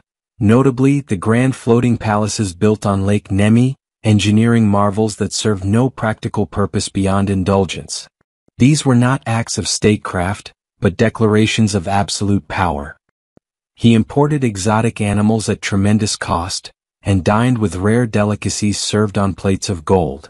The imperial coffers, once managed with cautious diligence, were now bleeding wealth into Caligula's personal fantasies. Beyond extravagance, Caligula's cruelty became notorious. He viewed lives, whether of citizens, nobles, or even family members, as expendable tools for amusement or vengeance. Executions were staged without trial, often for trivial offenses or imagined slights. Some accounts describe how he enjoyed watching the torment of the condemned and even ordered that punishments be prolonged for entertainment. He is said to have taunted senators, reduced noble families to penury, and punished entire households for the misdeeds of one member. Under his gaze, fear governed Rome more than law. Caligula's relationships reflected his volatile and dangerous personality. His siblings, once allies in his rise, became victims of his suspicion. Drusilla, his favored sister, was deeply close to him, so much so that rumors swirled about the nature of their bond. Her sudden death devastated him, and he ordered public mourning akin to that of an empress. He deified her, calling her Panthea, and demanded that she be worshipped across the empire. His other sisters, Agrippina the Younger and Julia Livilla, did not receive the same devotion. Later they were exiled under accusations of conspiracy. Caligula's marriages were similarly turbulent. He discarded wives as easily as one might change garments, and stories abounded of him stealing the wives of senators, marrying them briefly and casting them aside. These were not gestures of affection, but acts of domination, political and personal. Caligula's relationship with the Roman Senate was marked by disdain and mockery. He viewed senators as sycophants and often humiliated them publicly. He once threatened to appoint his horse Incitatus as consul, a gesture historians interpret not as literal madness, but as a calculated insult to the Senate's dignity. Whether or not the appointment was serious, the symbolism was clear. The emperor held all power, and the Senate was but a shadow of its former republican authority. He invited senators to dinners only to force them to dance or grovel, reducing Rome's once proud aristocracy to jesters in his court. His foreign policy, too, was erratic. While Caligula planned military campaigns in Gaul and across the Rhine, these ventures often devolved into theatrical displays. In one instance, he reportedly ordered his soldiers to collect seashells on the shores of the English Channel as spoils of a non-existent victory over Neptune, the god of the sea. He declared triumphs for battles never fought, held parades for enemies never encountered, and basked in glory unearned. These campaigns, while absurd, were costly in resources and morale. The legions, trained for real war, were reduced to actors in their emperor's stage. Despite the chaos, not all Romans turned against Caligula immediately. The urban masses, often distracted by games and bread, enjoyed the public entertainments and exotic spectacles. But within the ranks of the military and aristocracy, resentment simmered. His erratic decrees, the public humiliations, and the climate of fear began to erode his support. Even within the Praetorian Guard, the elite force tasked with protecting the emperor, discontent grew. Their commander, Cassius Chaerea, had been mocked and insulted repeatedly by Caligula. When the time came, Chaerea found willing hands and silent nods. In 41 AD, after just under 4 years in power, Caligula was assassinated in a corridor of the imperial palace. Struck down by members of the Praetorian Guard, his body was mutilated in a frenzy of pent-up rage. His wife and daughter were also killed, an act meant to erase his bloodline and prevent retribution. The Senate, upon hearing of his death, rejoiced. Some senators sought to restore the Republic, believing this to be a divine chance to end imperial tyranny. But the Praetorians had other plans. They found Caligula's uncle, Claudius, hiding behind a curtain, and declared him emperor. The monarchy continued, and Rome's destiny with emperors endured. Caligula's reign, though brief, left an enduring impression. His name became shorthand for madness, cruelty, and the dangers of unchecked authority. Ancient historians like Suetonius and Cassius Dio recorded tales that blended fact with rumor, horror with hyperbole. While later scholars debate the accuracy of these accounts, suspecting that some stories were exaggerated or politically motivated, the essence of his reign remains undeniable. A young man granted total power who descended into a world of fear, spectacle, and personal mythology. His life became a cautionary tale, echoing through the annals of Rome's long history. Modern psychology has speculated about Caligula's behavior, attempting to diagnose conditions with the benefit of hindsight. Some suggest he may have suffered from epilepsy, schizophrenia, or bipolar disorder. Others argue that absolute power itself warped his mind, that the absence of limits, combined with trauma and privilege, turned a once sane man into a tyrant. Yet perhaps the most haunting lesson lies not in the pathology of one man, but in the system that allowed such power to concentrate unchecked. The Roman Empire, built on conquest and consolidated through imperial authority, often placed too much faith in the person of the emperor. When that person was wise, the empire prospered. When he faltered, the consequences rippled across continents. In Caligula's case, the consequences were theatrical and terrifying. His extravagances depleted the treasury, his cruelty scarred families, and his mockery of traditions challenged the very soul of Roman identity. He turned the emperor's palace into a theater of personal fantasy and fear, and the empire paid the price. After his death, attempts were made to erase his memory. Statues were smashed, inscriptions removed, and policies reversed. Rome, eager to forget, sought to erase him from the collective narrative. But history has a long memory. Caligula, for all his flaws and failures, could not be forgotten. His story, part tragedy, part dark comedy, part warning, remains etched in stone and scroll, whispered through generations as a reminder of what happens when one man stands above all others, accountable to none. And so, the legacy of Caligula endures, not as a model of leadership, but as a mirror reflecting the fragility of human restraint when matched with infinite power. In the twilight between republic and empire, between human and God, between reason and madness, stood a figure cloaked in silk and terror, ruling for a moment, remembered for an age. The violent conquest of Aztec Empire by Hernán Cortés. In the early 16th century, an ambitious Spanish conquistador named Hernán Cortés set his sights on a land far across the ocean. A land spoken of in whispers by earlier explorers and traders, rich with gold and ruled by powerful kings.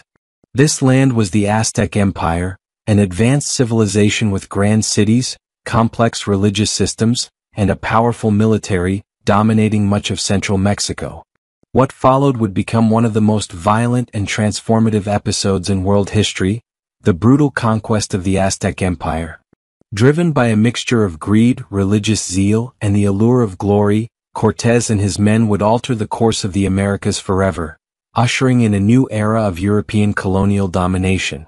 When Cortés landed on the Mexican coast in 1519 with a relatively small force of just over 500 men, he was acutely aware of the odds stacked against him. The Aztec Empire, under the rule of Emperor Montezuma II, was a sprawling power encompassing millions of people and possessing vast armies. Yet Cortés did not arrive unprepared. He quickly demonstrated his cunning by forging crucial alliances with indigenous groups who resented Aztec rule.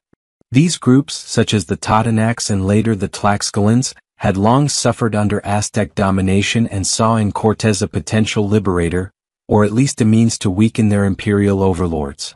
This alliance building would prove to be one of Cortés's most strategic moves, allowing him to command thousands of native warriors alongside his small Spanish contingent. The march inland was treacherous, filled with violent skirmishes, unpredictable terrain and constant uncertainty. Yet Cortés pressed forward with relentless determination. When he reached the magnificent city of Tenochtitlan, the heart of the Aztec Empire, what he saw astounded even his European imagination. Built on a lake with shimmering temples, vast markets and intricate canals, Tenochtitlan rivaled any European capital in grandeur. But admiration quickly gave way to ambition. Cortés sought to bring this city, and the empire it commanded, under Spanish control. Montezuma, caught between reverence, diplomacy, and uncertainty, initially welcomed Cortés. There are historical debates about whether he mistook the Spaniards for gods or simply saw them as formidable outsiders whose favor might be worth currying. Whatever the reason, the emperor allowed the Spaniards to remain in the city, a decision that would soon prove disastrous. Cortés, seizing the opportunity, took Montezuma hostage, hoping to rule through him and control the empire from within. But the tensions bubbling beneath the surface soon erupted. Spanish arrogance, desecration of temples, and acts of cruelty stirred resentment among the Aztecs, who began to question their emperor's submission to foreign invaders. Violence inevitably exploded. In Cortés's absence, when he briefly returned to the coast to confront a rival Spanish expedition, his men under Pedro de Alvarado committed a massacre during an Aztec religious festival. The slaughter of unarmed nobles and priests enraged the population. When Cortés returned, he found Tenochtitlan on the brink of rebellion. Attempts to pacify the people, including having Montezuma speak to them, failed disastrously. The once mighty emperor was pelted with stones by his own subjects and later died, under circumstances still debated by historians. With the city in open revolt, the Spaniards attempted a desperate escape in what became known as the Noche Triste, the Night of Sorrows. As they tried to flee under cover of darkness, laden with stolen gold, they were ambushed. Hundreds of Spaniards and their indigenous allies were killed. Some drowned under the weight of their stolen riches. It was a bitter and humiliating defeat for Cortés, but not the end. Retreating to Tlaxcala, he regrouped, rebuilt his forces, and prepared for a full-scale siege of Tenochtitlan. In 1521, with a coalition of tens of thousands of indigenous warriors and newly constructed brigantines to navigate the lake, Cortés launched his final assault. The siege of Tenochtitlan was long, brutal, and merciless. Spanish cannons blasted through defenses. Starvation and disease, particularly smallpox, which had arrived earlier with the Europeans, ravaged the city's population. The defenders fought with incredible bravery, but they were overwhelmed. The waterways turned red with blood, temples were destroyed, and the once glorious city was reduced to rubble. After months of resistance, the Aztec capital fell, marking the collapse of an empire.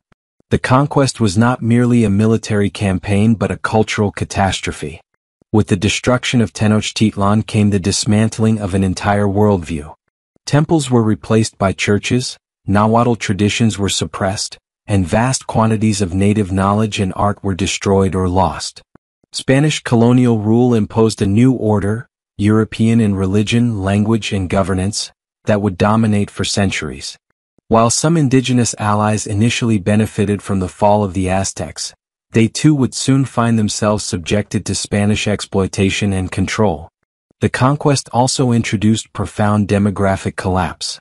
Diseases brought by Europeans such as smallpox, measles, and influenza decimated the native population, which had no immunity. Some estimates suggest that within a century of the conquest, up to 90% of the indigenous population of central Mexico had died. The human toll of the conquest was staggering, not only in terms of immediate deaths from warfare but in the long-term devastation wrought by disease, displacement, and forced labor. Cortés, hailed as a hero in Spain, was awarded titles and land but never fully trusted by the Spanish crown. His power was gradually curtailed, and he spent his later years trying to secure recognition and reward for his conquests, writing lengthy justifications of his actions.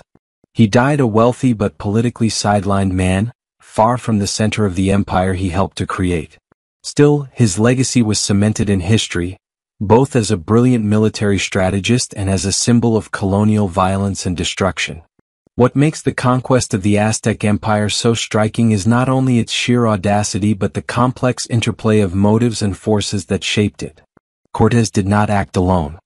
His success was built on a web of alliances, betrayals, misunderstandings, and the tragic exploitation of existing political rivalries. Indigenous resistance was fierce and determined, but ultimately fractured by internal divisions and the overwhelming technological and biological forces unleashed by European contact. The fall of the Aztecs was not simply a story of conquest, but a profound collision between civilizations, one that shattered a world and built a new, unequal one atop its ruins.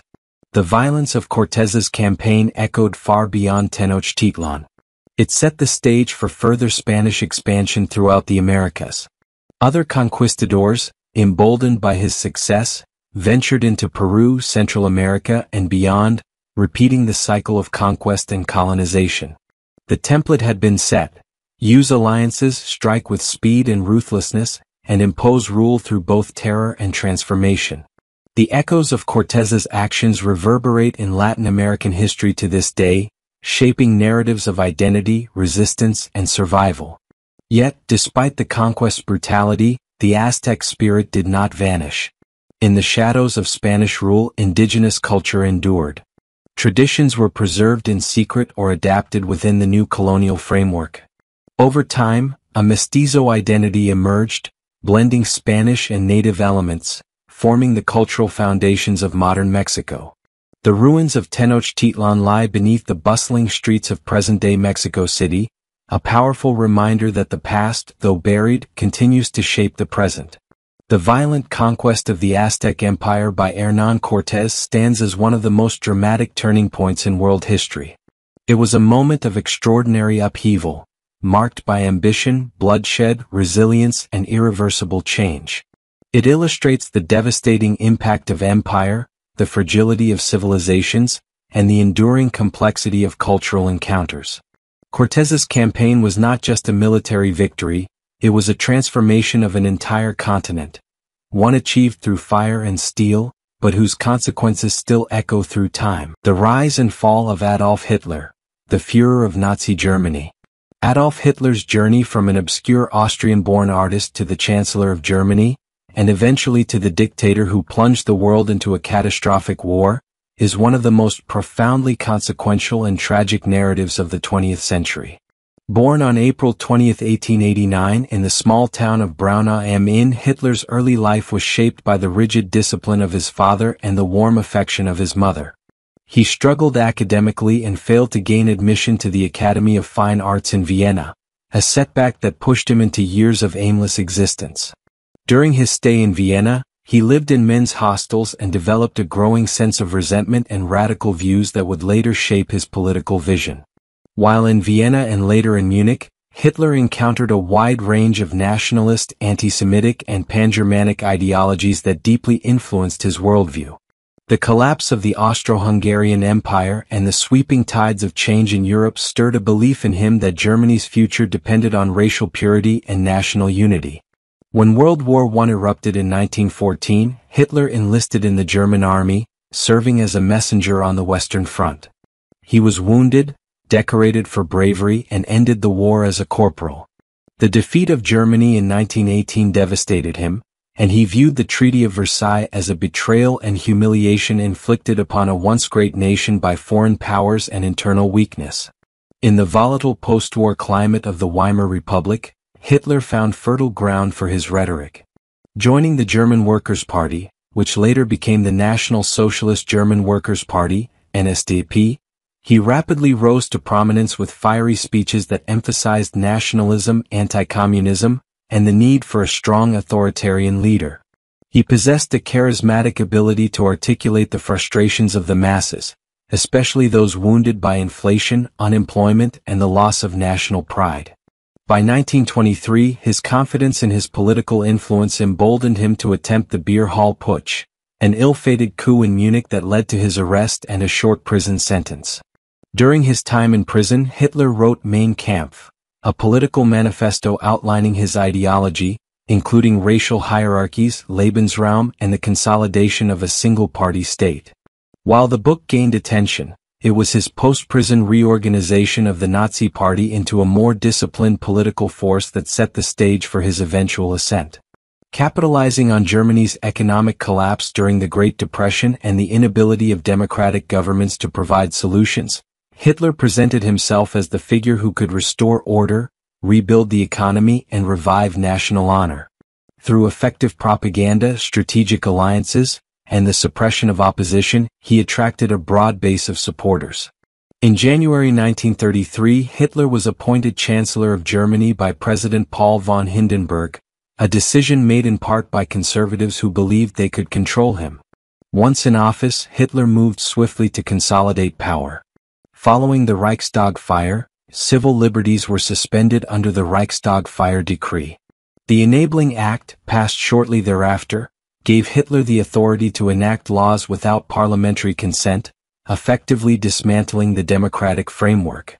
The Nazi regime quickly outlawed other political parties, took control of state institutions, and established a totalitarian government.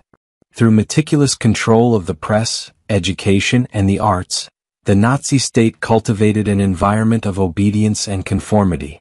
The Gestapo, the secret police, enforced loyalty through fear, while the SS became the elite force enforcing Hitler's racial and political policies. Hitler's vision of an ethnically pure state led to widespread persecution of Jews, Roma, people with disabilities, and political dissidents.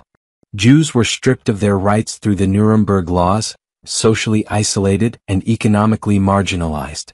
By the late 1930s, Jewish synagogues and businesses were attacked in orchestrated pogroms such as Kristallnacht. Hitler's foreign policy was driven by expansionism and revenge for Versailles. He withdrew Germany from the League of Nations, rebuilt the military in violation of the treaty, and pursued alliances with Italy and Japan. The annexation of Austria in 1938, known as the Anschluss, was achieved without military conflict, demonstrating his ability to exploit nationalist sentiment. Shortly after, the Sudetenland in Czechoslovakia was absorbed under the pretext of protecting ethnic Germans. The Munich Agreement, which allowed this seizure, epitomized the failure of appeasement by Britain and France. Emboldened by these successes, Hitler continued his aggression. In 1939, Germany invaded the rest of Czechoslovakia, and later that year, entered into a non-aggression pact with the Soviet Union. This Molotov-Ribbentrop Pact secretly divided Eastern Europe between the two powers. On September 1, 1939, Germany invaded Poland, triggering the Second World War as Britain and France declared war. Hitler's military strategy, known as Blitzkrieg or Lightning War, quickly overwhelmed nations such as Poland, Denmark, Norway, Belgium, and France. In under a year, Germany dominated much of Western Europe. At the height of his power, Hitler envisioned a continent united under German supremacy. The Nazi regime implemented brutal occupation policies, deportations, and mass executions. The Holocaust, the systematic extermination of 6 million Jews and millions of others deemed undesirable, remains one of the darkest atrocities in human history. Death camps like Auschwitz, Treblinka, and Sobibor were designed for efficient industrial-scale murder. Entire communities vanished, and the moral and cultural devastation extended far beyond the borders of Europe. Despite initial military successes, Hitler's overreach and strategic errors began to unravel the Nazi war machine. The 1941 invasion of the Soviet Union, codenamed Operation Barbarossa, aimed to crush Bolshevism and secure living space, but the campaign faltered in the face of harsh winters and fierce Soviet resistance. The siege of Leningrad and the battle for Stalingrad turned into protracted, devastating engagements. German forces became overstretched and ill-equipped for a war of attrition in the East. Meanwhile, Hitler's alliance with Japan brought the United States into the conflict after the bombing of Pearl Harbor, marking a significant shift in global opposition. As the tide of war turned, Allied forces pushed back German advances across multiple fronts. The defeat in North Africa, the bombing campaigns over German cities, and the D-Day landings in Normandy in 1944 marked the beginning of the end for the Third Reich. Internally, Germany was crumbling under the weight of its own ambitions. Resistance movements, failed assassination attempts like the July 20th plot, and growing disillusionment among military leaders signaled the regime's deterioration. Hitler's command style became increasingly erratic, characterized by distrust, micromanagement, and refusal to acknowledge military realities. By early 1945, Soviet forces were advancing on Berlin from the east, while Allied forces pressed from the west. In the final days of the war, Hitler retreated into a bunker beneath the Reich Chancellery. Refusing to flee, he clung to the illusion of a turning tide, issuing orders to phantom divisions and punishing perceived traitors. On April 30, 1945, as Soviet troops closed in, Hitler took his own life alongside his wife Eva Braun, whom he had married hours earlier. His death marked the symbolic collapse of the Nazi regime, which officially surrendered days later on May 8, 1945. The legacy of Adolf Hitler is one of unrelenting tragedy, destruction, and moral failure. His vision, built upon exclusion, aggression, and racial hatred, led to the deaths of tens of millions and scarred the conscience of humanity. The ruins of Berlin, the testimonies of survivors, and the lessons etched into post-war international laws serve as a permanent reminder of the consequences of unchecked power and ideologically driven extremism. In the aftermath, Germany underwent a process of denazification, reconstruction, and eventual reunification, while the world collectively grappled with the horrors revealed during and after the war. Hitler's rise underscores the vulnerability of societies in crisis to radical ideologies and authoritarian figures who promise salvation through force. His manipulation of democratic systems, use of propaganda, and exploitation of fear offer a cautionary tale about the erosion of civil liberties and the dangers of totalitarianism. Institutions crumbled, rights were stripped, and a modern state descended into a nightmare of surveillance, conformity, and genocide. Historians continue to debate the origins and mechanisms of his power, but the consensus remains clear.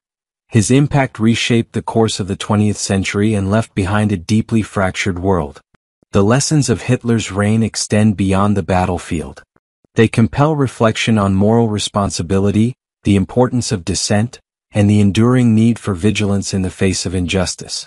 Education, remembrance, and the preservation of historical truth stand as bulwarks against the resurgence of hate-driven ideologies. While the horrors of his era cannot be undone, their documentation and analysis provide insight into the fragility of human institutions and the resilience required to protect democratic values. Through this understanding, future generations may be better equipped to recognize the signs of dissent and choose the path of justice, empathy, and peace. The reign of King Henry VIII, tyranny in the Tudor dynasty. The reign of King Henry VIII stands as one of the most eventful and transformative periods in English history. Known as much for his formidable personality as for his sweeping political and religious changes, Henry VIII ruled with a mixture of charisma, ambition, and authoritarian control. His legacy is marred by the violent suppression of dissent, a string of marriages that often ended in tragedy, and a relentless drive to centralize royal authority. Yet it is also defined by lasting reforms that reshaped the English monarchy, the national church, and the relationship between sovereign and subject. His rule was not merely the reign of a king, but a calculated consolidation of power that redefined the boundaries of governance in Tudor England. Born in 1491, Henry was the second son of Henry VII. He ascended the throne in 1509 after the death of his elder brother Arthur, and his early reign was marked by youthful vigor and grand expectations. At the time, Henry was celebrated for his intelligence, athleticism, and cultured demeanor. However, these attributes would eventually be eclipsed by his authoritarian rule and the extreme measures he undertook to assert his will. Although initially regarded as a Renaissance prince, Henry's transformation into a tyrant was driven by personal insecurity, political necessity, and an unrelenting desire for control. One of the most defining moments of Henry's reign was his dramatic break with the Roman Catholic Church. When Pope Clement VII refused to annul his marriage to Catherine of Aragon, Henry rejected papal authority altogether. In 1534, the Act of Supremacy declared him the supreme head of the Church of England. This was not simply a theological dispute, it was a move that enabled Henry to control religious doctrine, confiscate monastic wealth, and eliminate rivals under the guise of heresy or treason. The break from Rome had seismic consequences, not only for the Church but for the fabric of English society. The dissolution of the monasteries, one of the most controversial acts of his rule, led to the destruction of centuries-old religious institutions and displaced countless people who had depended on them for education, charity, and shelter. Henry's pursuit of a male heir was another force that shaped his reign with ruthless determination. His 6 marriages were not mere matters of the heart, they were strategic maneuvers aimed at securing the Tudor dynasty's continuation. Catherine of Aragon bore him a daughter, Mary, but no surviving sons, prompting Henry to seek annulment.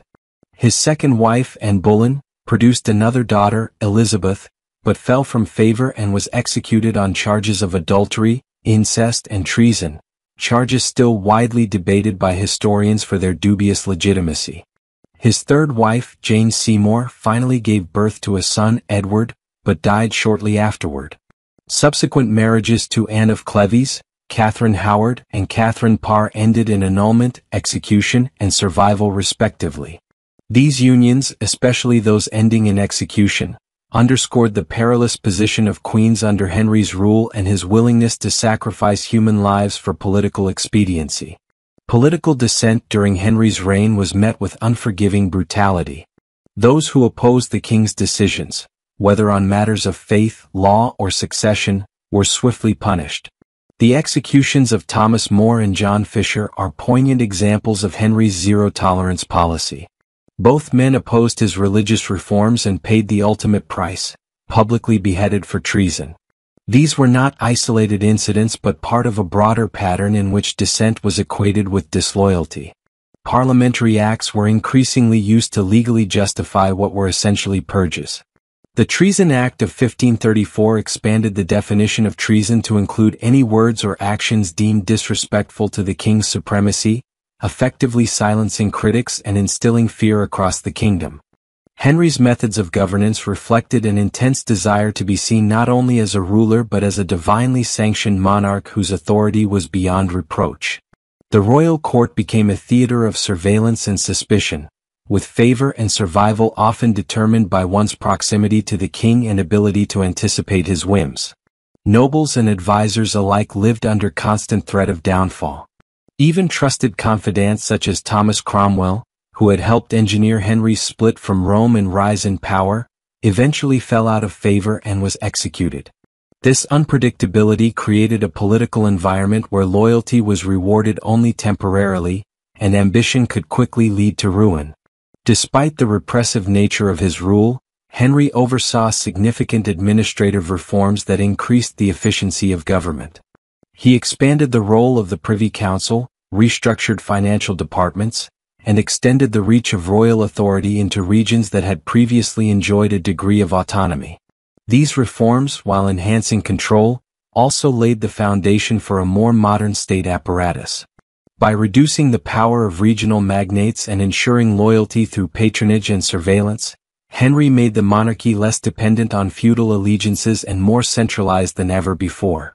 Henry's foreign policy was marked by costly campaigns and shifting alliances. Driven by dreams of military glory and imperial grandeur, he launched wars against France and Scotland, though these yielded limited territorial gains and drained the royal treasury. The Battle of Flodden in 1513 brought a notable victory over Scotland, resulting in the death of King James IV, but overall Henry's military ventures were often expensive and inconclusive. His alliances, frequently shifting between France, Spain, and the Holy Roman Empire, reflected the volatile politics of Renaissance Europe. Diplomacy was a game of opportunity, and Henry played it with aggression but not always with lasting success.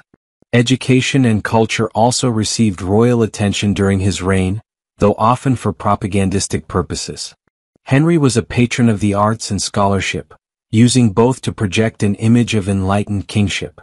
The production of English-language Bibles and official literature helped disseminate the new religious doctrines while also reinforcing the monarchy's control over information. Royal iconography, architectural projects, and court pageantry all served to bolster Henry's image as a powerful and majestic ruler. However, behind this glittering facade lay a regime that increasingly relied on coercion to maintain order. The end of Henry's reign was marked by physical decline and political stagnation. Plagued by obesity, ulcers, and deteriorating health, he became increasingly irritable and isolated. His later years were consumed by suspicion, factionalism at court, and fears about succession. The young Edward VI, though a male heir, was still a child at the time of Henry's death in 1547, and this raised anxiety about the stability of the Tudor line. The king who had once personified energy and decisiveness ended his life in bitterness, surrounded by a shrinking circle of allies and a nation wary of further upheaval. In retrospect, Henry VIII's reign was an era of extremes. It was a time of extraordinary change, socially, religiously, and politically, but also one of deep suffering and control. His rule represented the height of Tudor absolutism, where the whims of one man dictated the fate of an entire nation. The scars left by his decisions would reverberate for generations, particularly in the form of religious strife and royal succession crises. Yet his legacy also includes the formation of a distinctly English church and the blueprint for a more consolidated state, developments that would shape England's trajectory long after his death. Henry's reign offers a complex portrait of kingship, one where vision coexists with cruelty, where reform marches hand in hand with repression. His achievements were real but often bought at a staggering cost in human life and moral compromise. His story, etched into the very foundation of English history, remains a compelling study in the dangers and dynamism of unchecked power.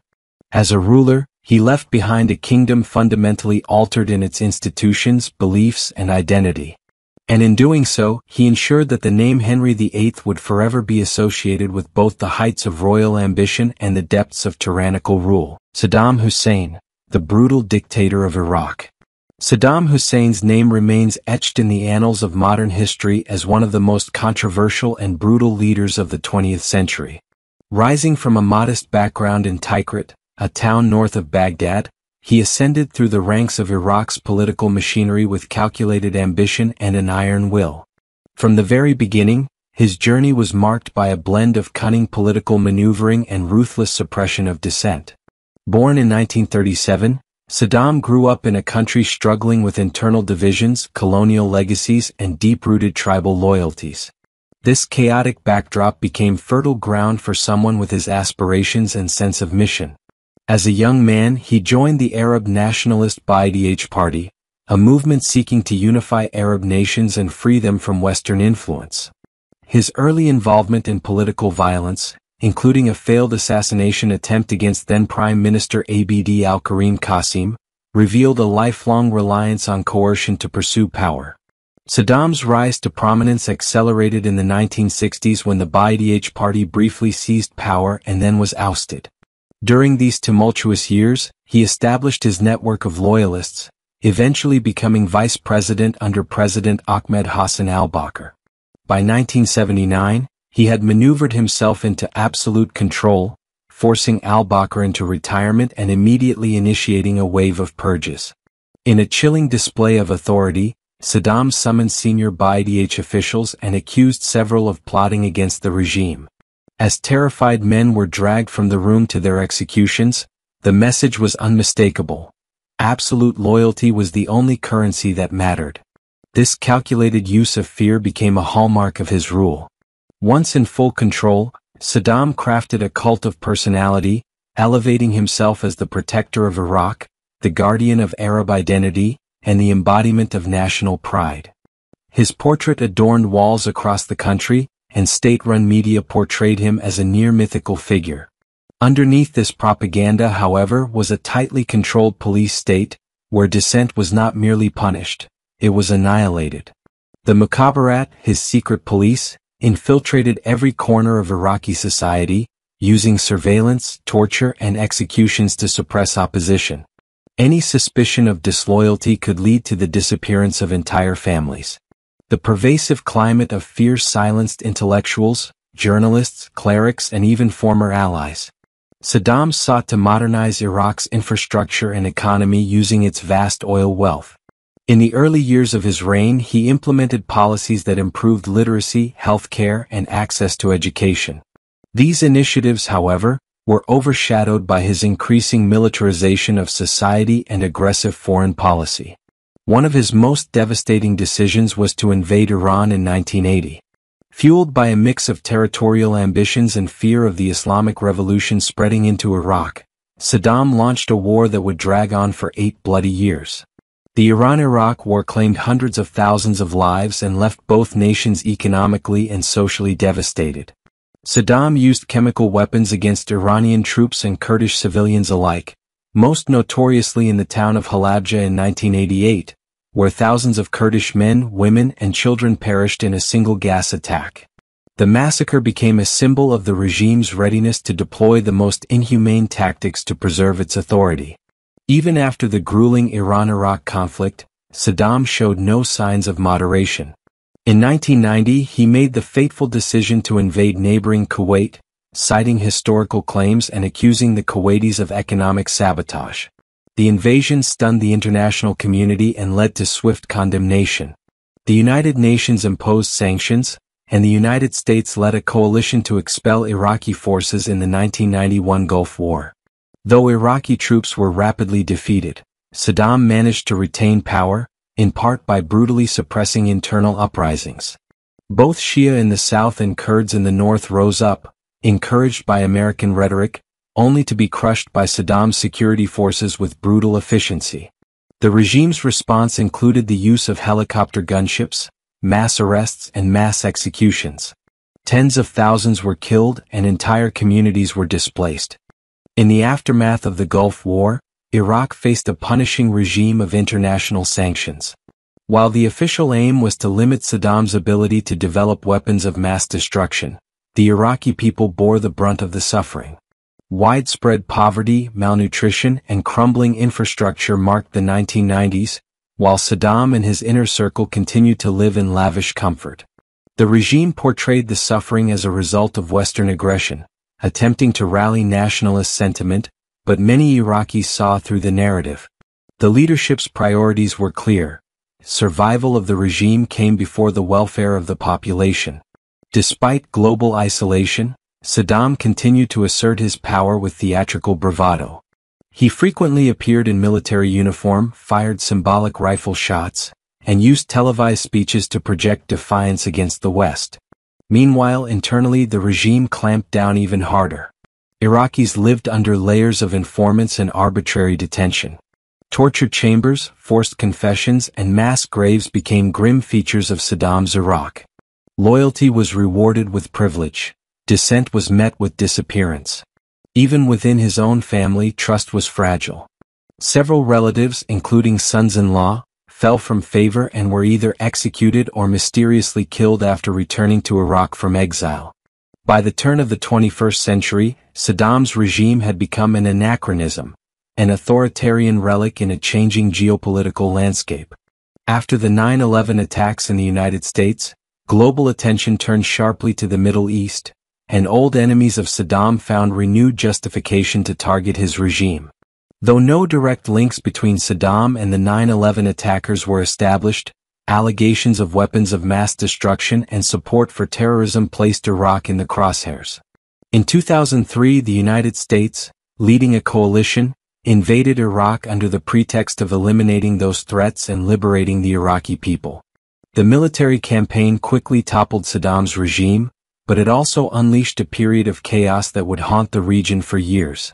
Saddam himself vanished in the early days of the invasion, evading capture through a network of underground hideouts and loyal supporters.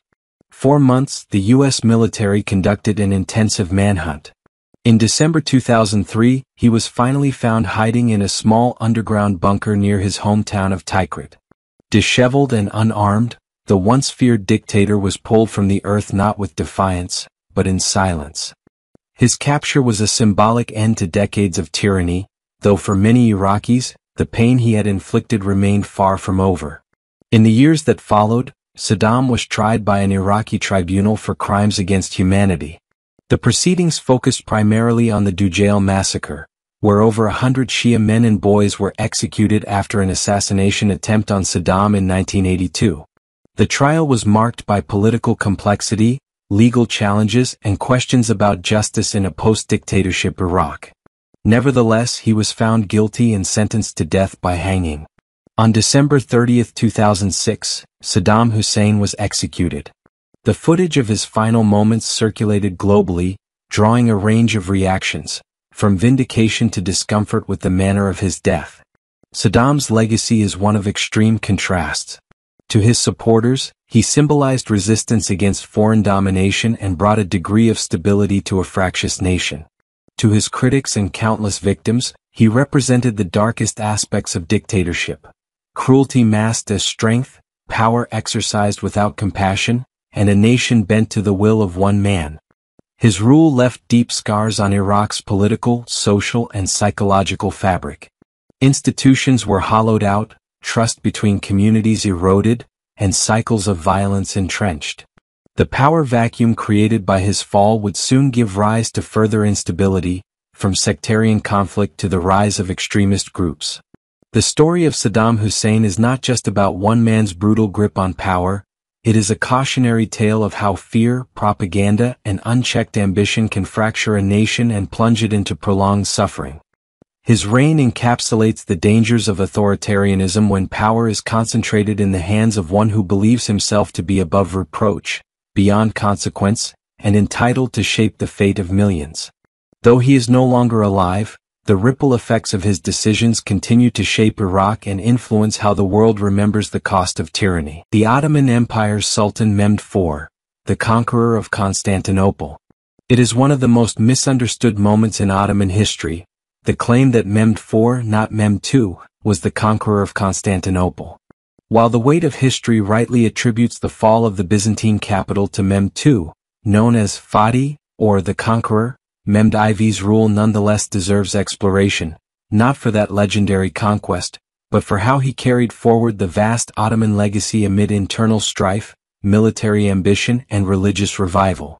The era of Mehmed IV marks a fascinating period in Ottoman history, where the empire stood on the edge of both grandeur and decline, a time when palace politics, battlefield tactics, and the sway of religious leaders defined the very heartbeat of a sprawling empire.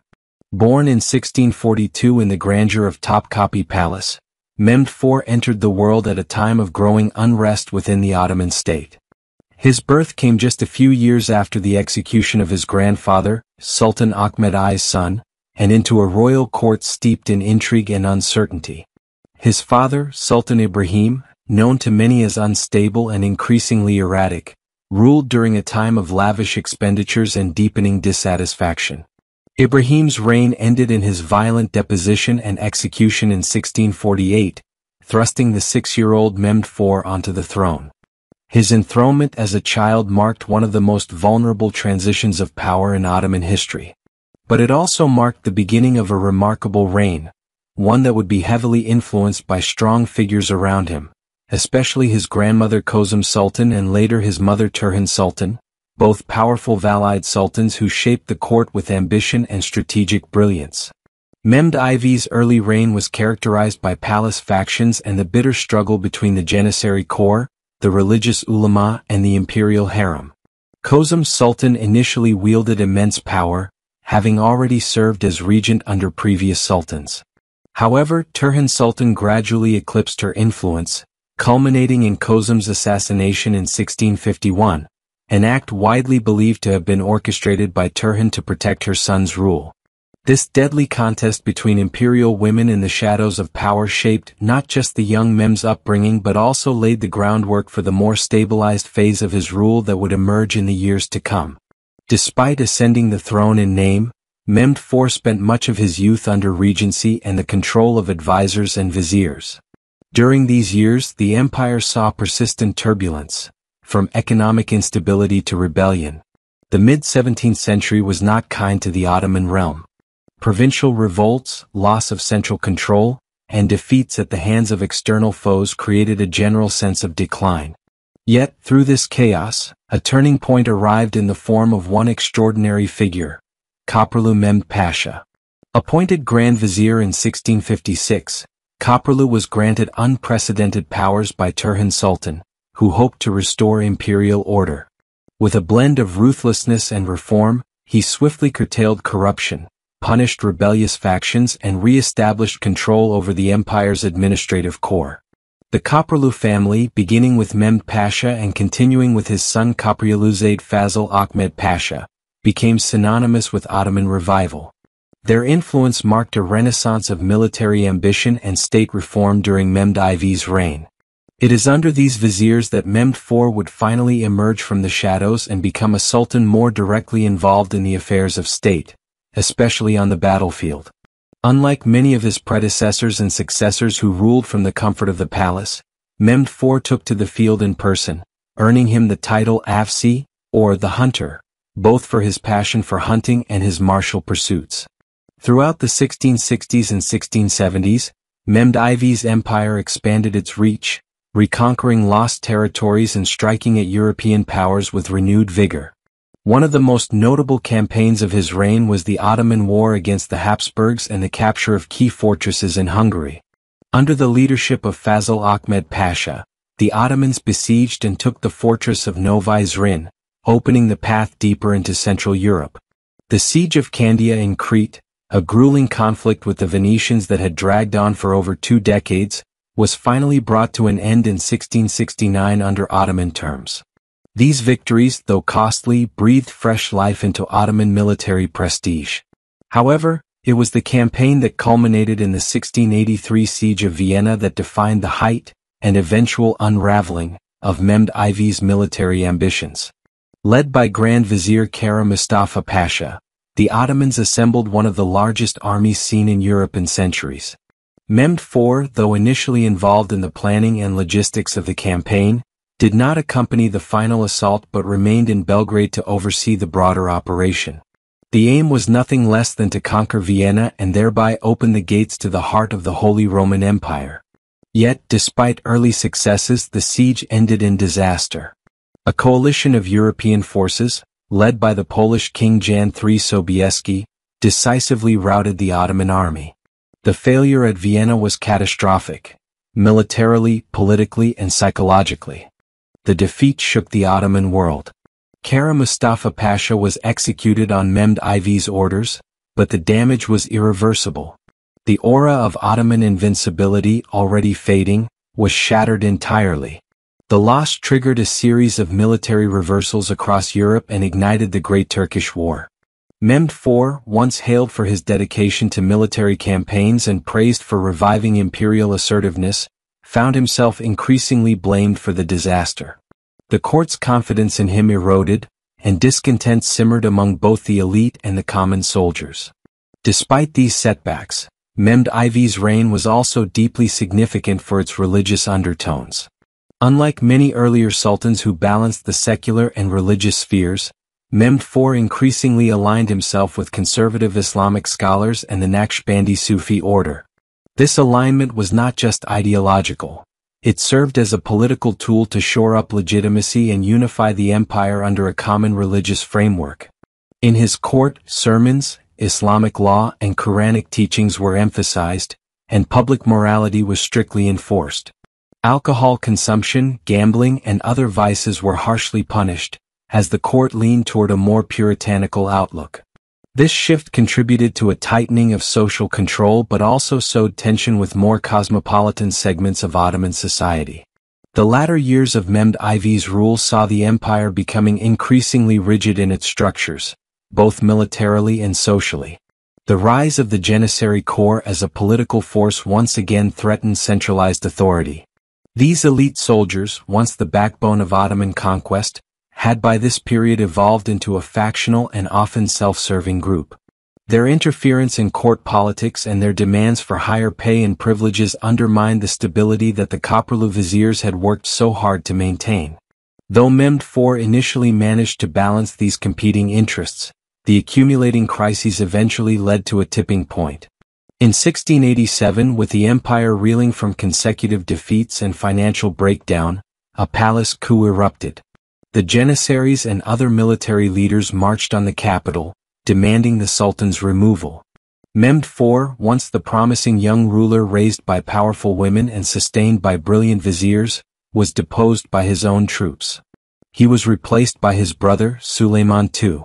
The end of Mehmed IV's reign marked not only the fall of a sultan but also the decline of a certain kind of Ottoman statecraft, one driven by centralized military ambition and religious conformity. After his deposition, Mehmed IV was confined to the palace but not executed, a fate that had befallen some of his predecessors. He lived in quiet seclusion, largely forgotten by the empire he once ruled, until his death in 1693. Yet history has since revisited his legacy with more nuance. While not the conqueror of Constantinople, that title belongs without doubt to Mehmed II.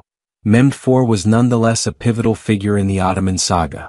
He reigned longer than most Ottoman sultans, governed during a time of intense transition, and played a role in shaping both the empire's expansion and its introspection. His reign symbolizes the twilight between Ottoman revival and irreversible decline. In one hand, Mehmed IV grasped the sword of conquest, following his namesake's path of military glory.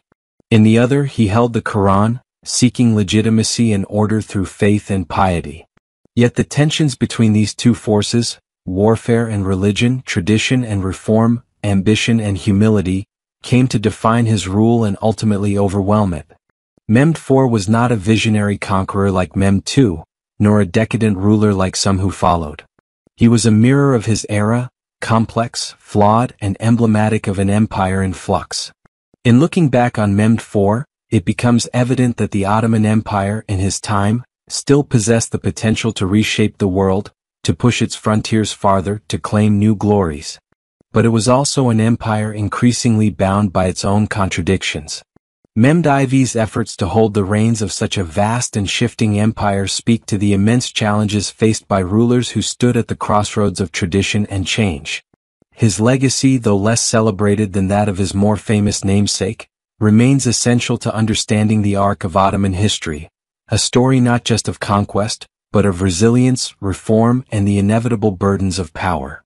Though Sultan Mehmed IV had been dethroned, his story did not end with his removal from power. The years that followed offered a rare glimpse into the life of a former ruler, one who once stood at the helm of the world's most powerful Muslim empire, only to be quietly retired to the peripheries of political relevance. His twilight years, lived out within the confines of the Edirne Palace and later in Istanbul, were marked by a mixture of reflection, detachment, and religious contemplation.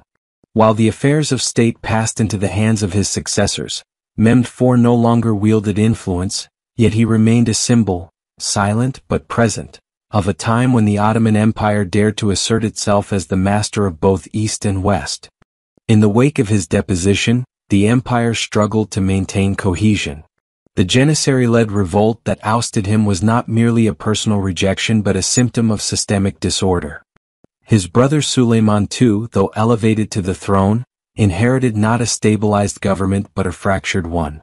Provinces were in disarray, tax collection had collapsed in many regions, and once loyal vassals began to behave with increasing autonomy. The European powers, emboldened by the failure at Vienna, formed tighter coalitions against the Ottoman presence in Central Europe. For Mehmed IV, the irony was bitter. He had spent decades on the battlefield or supporting campaigns from afar, only to witness the undoing of those efforts unfold before his eyes from a distance. Despite his exile from politics, Mehmed IV continued to embody certain values that had defined his rule. He retained his devout religiosity, often spending long hours in prayer and recitation of scripture. Reports from palace officials of the time describe him as quiet and reserved, showing little bitterness about his fall from grace. This calm demeanor stood in contrast to the turbulent currents swirling through the empire. His fall had not been marked by cruelty or revenge, perhaps due to the legitimacy he still commanded among more conservative circles within the ulama and certain provincial elites. In this sense, Mehmed IV represented an Ottoman ideal that was fading, an empire ruled by divinely sanctioned leadership, steered by pious intention, and anchored in both sword and scripture. As the decades rolled on, the empire began to change in irreversible ways. The new leadership, starting with Suleiman II and continuing with subsequent sultans like Ahmed II and Mustafa II, had to contend with the consequences of a growing European coalition known as the Holy League. Composed of Austrians, Poles, Venetians and Russians, this alliance pushed the Ottomans out of much of Hungary, Croatia and the Balkans. In many ways, the failure at Vienna had opened the door to a slow and grinding loss of territory, a reversal of centuries of Ottoman expansion. Mehmed IV, as a figure removed from direct governance yet alive through these shifts, served as a quiet reminder of the recent past when the empire still moved confidently toward growth. It's also important to consider how Mehmed IV's personality and interests shaped not just his rule but the broader Ottoman court culture. He was deeply passionate about hunting, an obsession that had become so central to his daily life that it earned him his enduring title. However, for Mehmed, the hunt was more than sport. It symbolized discipline, preparation, and the natural order. His extensive hunting grounds in Edirne were not simply private retreats but sites where military metaphors were rehearsed and mirrored.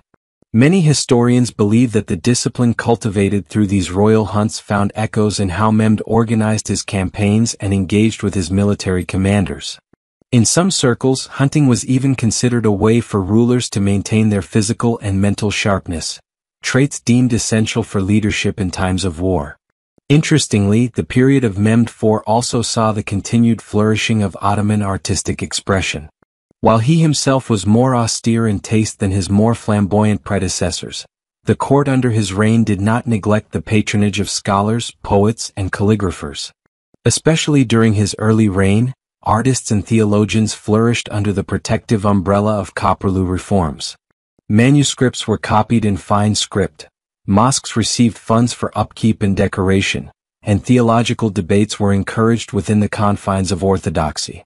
The architectural style of the era leaned toward functional modesty, a reflection of the court's tilt toward spiritual seriousness rather than ornamental display.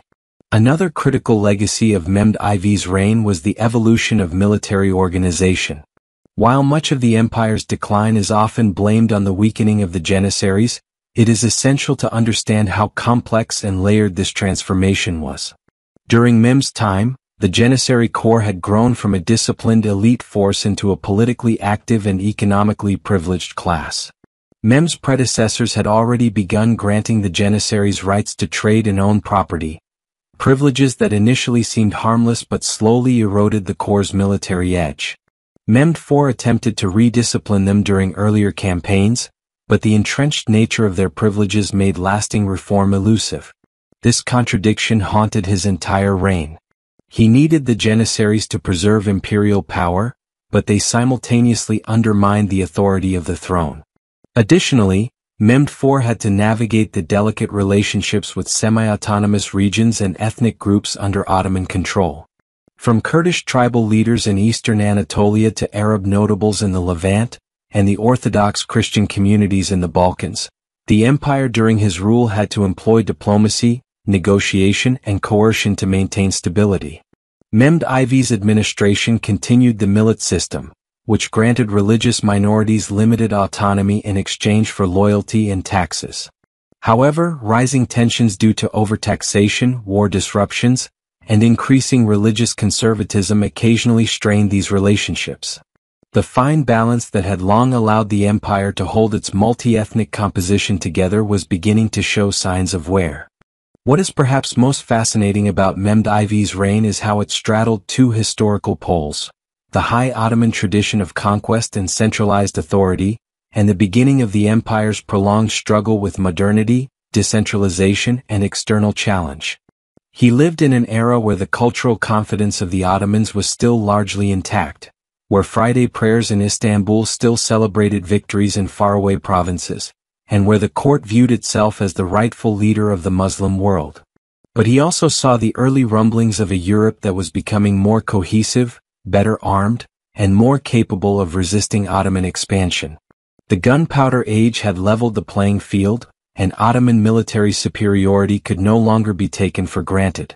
Toward the end of his life, Mehmed IV witnessed how the spiritual rigor and political assertiveness of his early years gave way to anxiety and decline. His long silence and political exile may have represented a quiet wisdom, a recognition that the structures he once tried to reinforce were no longer fit for the pressures of a changing world. His rejection of palace intrigues, his withdrawal from public spectacle, and his absence from later political affairs suggest a ruler who had made peace with his fate. In Ottoman chronicles, he is not remembered as a tyrant, nor as an incompetent ruler. Instead, he is recorded with a certain dignity, a man whose fall was the result of forces larger than himself, but whose leadership during difficult decades gave the empire one last moment of strength before the long, slow unraveling. His death in 1693 was met with relatively subdued mourning at the imperial court. There were no grand processions or extravagant commemorations. Yet, in the years that followed, the memory of Mehmed IV lingered in the Ottoman psyche as both a caution and a relic. He was neither the architect of glory nor the cause of collapse, but a transitional figure who carried the torch from a golden past into a more complicated present. In modern historical studies, he is increasingly seen not just through the lens of failure or conservatism but as a ruler navigating unprecedented structural challenges. The legacy of Sultan Mehmed IV is best understood not in isolated military victories or losses, but in the broader canvas of imperial identity. He ruled during a time when the Ottoman worldview was being tested by scientific progress in Europe, new modes of warfare, shifting trade routes, and the rising power of maritime empires like Britain and the Netherlands. These global changes made it harder for the Ottomans to assert dominance as they had in the 15th and 16th centuries. Mehmed IV's efforts to double down on faith, military tradition, and internal reform were not failures in vision but rather reflections of a leadership struggling to adapt in a world that was quickly leaving old empires behind. In the grand narrative of history, rulers like Mehmed IV remind us that power is not always a matter of conquest or charisma. Sometimes it lies in survival, in the effort to hold together a world on the brink of transformation. His long reign, filled with complexity, contradiction, and perseverance, offers a mirror to the challenges of leadership in any era. For the Ottoman Empire, he was not the herald of its fall, nor the restorer of its glory, but a man who carried the burden of both possibilities and met them with as much resolve as any ruler could muster. The tyranny of Nero, Rome's infamous emperor. Nero, born Lucius Domitius Ahenobarbus, ascended to the throne of the Roman Empire at the age of 16, in 54 AD, after the death of his adoptive father, Emperor Claudius. His reign, which lasted until 68 AD, would go down in history as one marked by cruelty, extravagance, and profound instability. Nero's rule has often been seen through the lens of tyranny and indulgence, yet it is important to understand the broader historical context to grasp the true impact of his reign on both Rome and its empire. At the beginning of Nero's reign, there were high hopes for his leadership. As a young emperor, he was expected to govern wisely, particularly under the tutelage of his mother, Agrippina the Younger, and his advisors, the philosopher Seneca and the Praetorian prefect Burrus. In these early years, Nero seemed to embody the ideals of a just ruler, avoiding the heavy-handedness of his predecessors. He introduced reforms that aimed to reduce taxes, provided aid to the poor, and showed a keen interest in the arts, even participating in performances himself, which endeared him to the people of Rome. However, the calm that characterized his early years quickly evaporated as the darker aspects of his character began to emerge. Agrippina's ambition to secure power for her son led to a series of violent actions that would set the tone for Nero's reign. It is believed that Agrippina initially had significant influence over Nero, and she maneuvered to position herself as the most powerful figure in Rome. However, as Nero grew older, he became increasingly distrustful of his mother and sought to assert his authority over her. In a chilling move, Nero ordered Agrippina's death in 59 AD. Initially, attempts were made to kill her in a manner that would seem like an accident, but when that failed, Nero ordered her execution directly. This act would mark the beginning of a reign steeped in violence, betrayal, and paranoia. Following Agrippina's death, Nero's grip on power began to tighten, and his erratic behavior escalated. He began to dismiss or have his closest advisors, including Seneca and Burrus, removed or forced to commit suicide.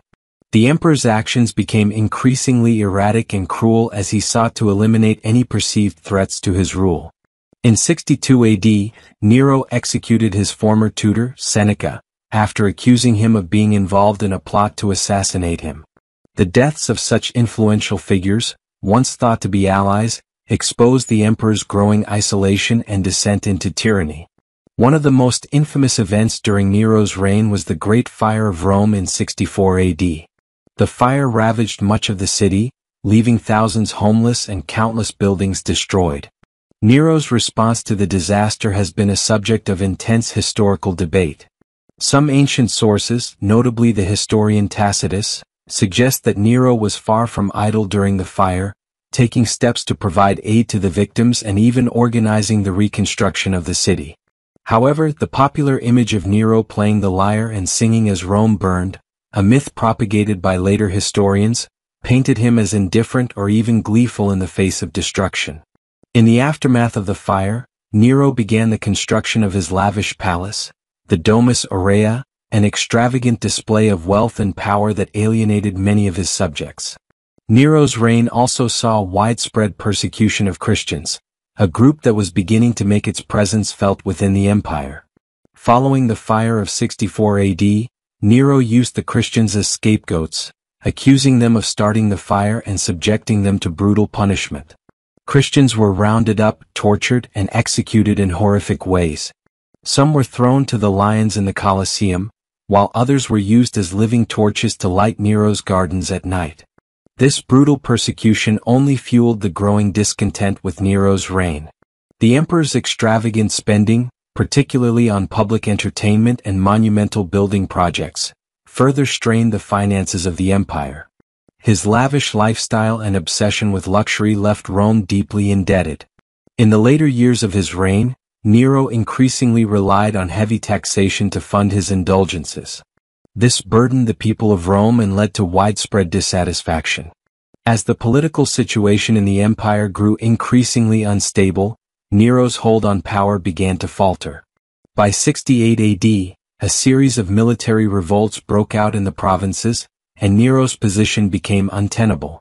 The legions in Gaul, Spain, and Africa declared their support for Galba, a governor who had gained favor as an alternative to Nero. As the revolt spread, Nero found himself isolated, with few loyal supporters remaining. In a desperate bid to retain control, Nero fled Rome and took refuge in a villa outside the city. On the brink of being captured, Nero ultimately took his own life, reportedly uttering the famous words, "What an artist dies in me."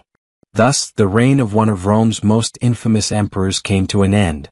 Nero's death marked the end of the Julio-Claudian dynasty, and his reign is often remembered for its tyranny, excess, and cruelty. His legacy is complex and controversial, with ancient historians portraying him as one of the most despotic and capricious rulers in Roman history. However, it is important to consider the political and social environment of the time. Nero's actions, while often excessive and destructive, were not entirely unprecedented in the annals of Roman imperial rule. What set him apart was not just his cruelty but his sheer unpredictability and the intensity of his paranoia. In the years following Nero's death, a period known as the Year of the Four Emperors ensued, characterized by civil war and the rapid turnover of rulers.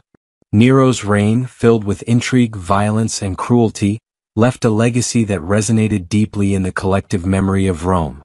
His name became synonymous with tyranny, and his image as a ruthless, self-indulgent ruler has been ingrained in Western culture ever since. Though Nero's reign was marked by numerous atrocities, it also exposed the vulnerabilities of the Roman imperial system. His eventual downfall showed the limits of absolute power and the fragility of an emperor's position. In the end, the tyrannical reign of Nero left a scar on Roman history, and his name has become an enduring symbol of the dangers of unchecked power and the corrupting influence of tyranny. His reign may have been brief, but its effects would be felt for generations to come, serving as a warning to future rulers about the perils of despotism. Nero's reign was not only a period of excess and violence but also a time when his personal obsessions began to shape the fate of the Roman Empire. The emperor's fixation on performing in the arts, particularly in music and theater, would become one of the defining aspects of his rule. While it is clear that Nero's involvement in the performing arts was not entirely new to emperors, many of them patronized the arts, his personal engagement with the stage, particularly as a performer, was unprecedented. He began to view himself not just as a ruler but as an artist, believing his talents in singing, acting, and playing the lyre were of such exceptional quality that they could rival the greatest performers of the time. Nero's obsession with his artistic abilities culminated in his public performances, during which he would sing, act, and play the lyre for audiences, often without regard for decorum or propriety. The emperor's performances were not merely private affairs but public spectacles, where he forced high-ranking officials and members of Roman society to attend. Those who dared to criticize or show disinterest were often punished, as Nero considered any form of negative reaction to his performances as an insult to his divine talents. His desire for fame as a performer went so far that he even established a festival dedicated to the arts, the Neronia, which included athletic and musical contests, with Nero himself acting as the head judge. The irony of this obsession with the arts was that it came at a time when the Roman Empire, under Nero's rule, was experiencing growing unrest and political instability. The emperor's personal whims were so all-consuming that they overshadowed the needs of the empire. While Rome was suffering from economic strain due to Nero's lavish spending and the burden of taxation, Nero continued to indulge in his artistic fantasies, building extravagant theaters and ordering the reconstruction of parts of Rome that he had personally designed, all at the cost of the empire's resources. As his reign wore on, Nero's relationship with the Senate became increasingly strained. In the early years of his rule, the Senate had tried to maintain its influence, but Nero's growing authoritarian tendencies eventually undermined its power. The emperor's relationship with the Senate was complex. Initially, he sought to involve them in the governance of the empire, but over time he grew suspicious of their motivations and began to see them as obstacles to his absolute rule. His distrust of the Senate was particularly evident after the Pisonian conspiracy of 65 AD, an alleged plot by several senators, including the well-known senator Gaius Calpurnius Piso, to assassinate him.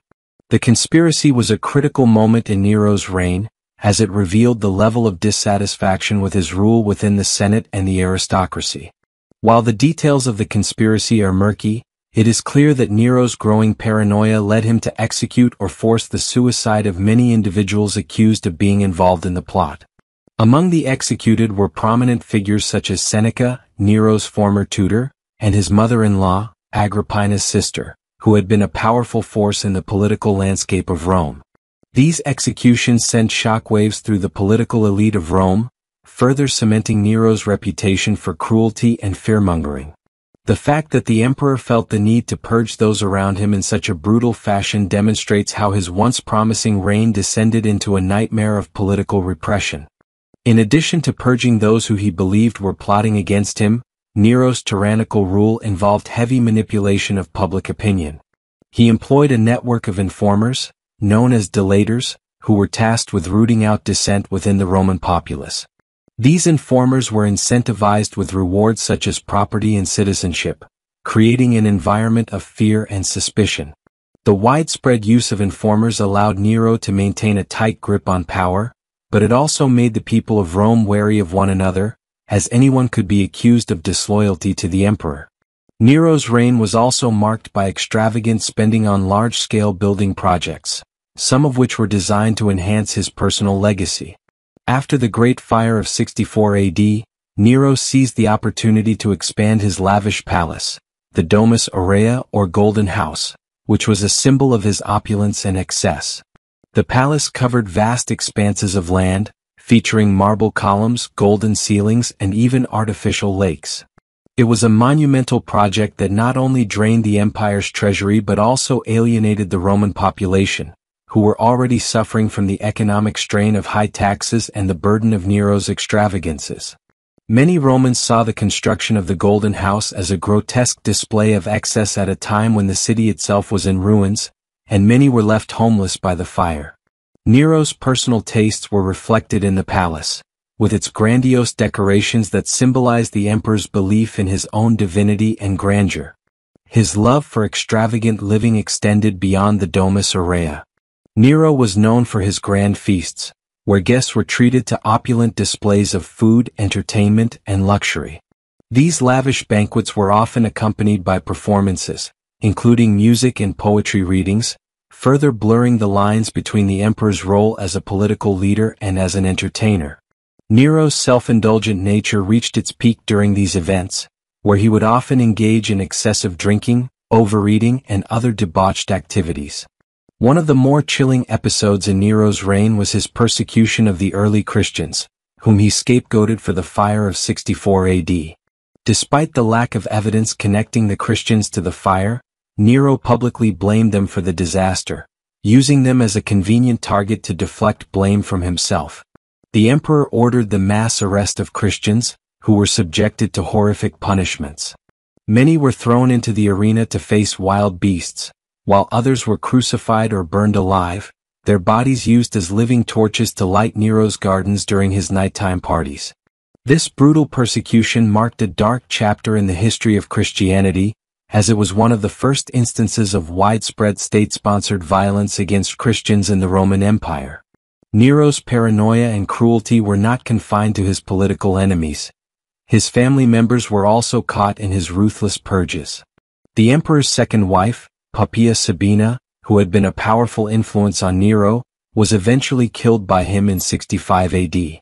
The circumstances of her death remain unclear, with some ancient sources claiming that Nero kicked her in a fit of rage while she was pregnant, causing her death. Nero's relationship with his own family was characterized by manipulation and betrayal, and it seemed that no one was safe from his violent whims. The empire's military loyalty began to waver in the final years of Nero's rule.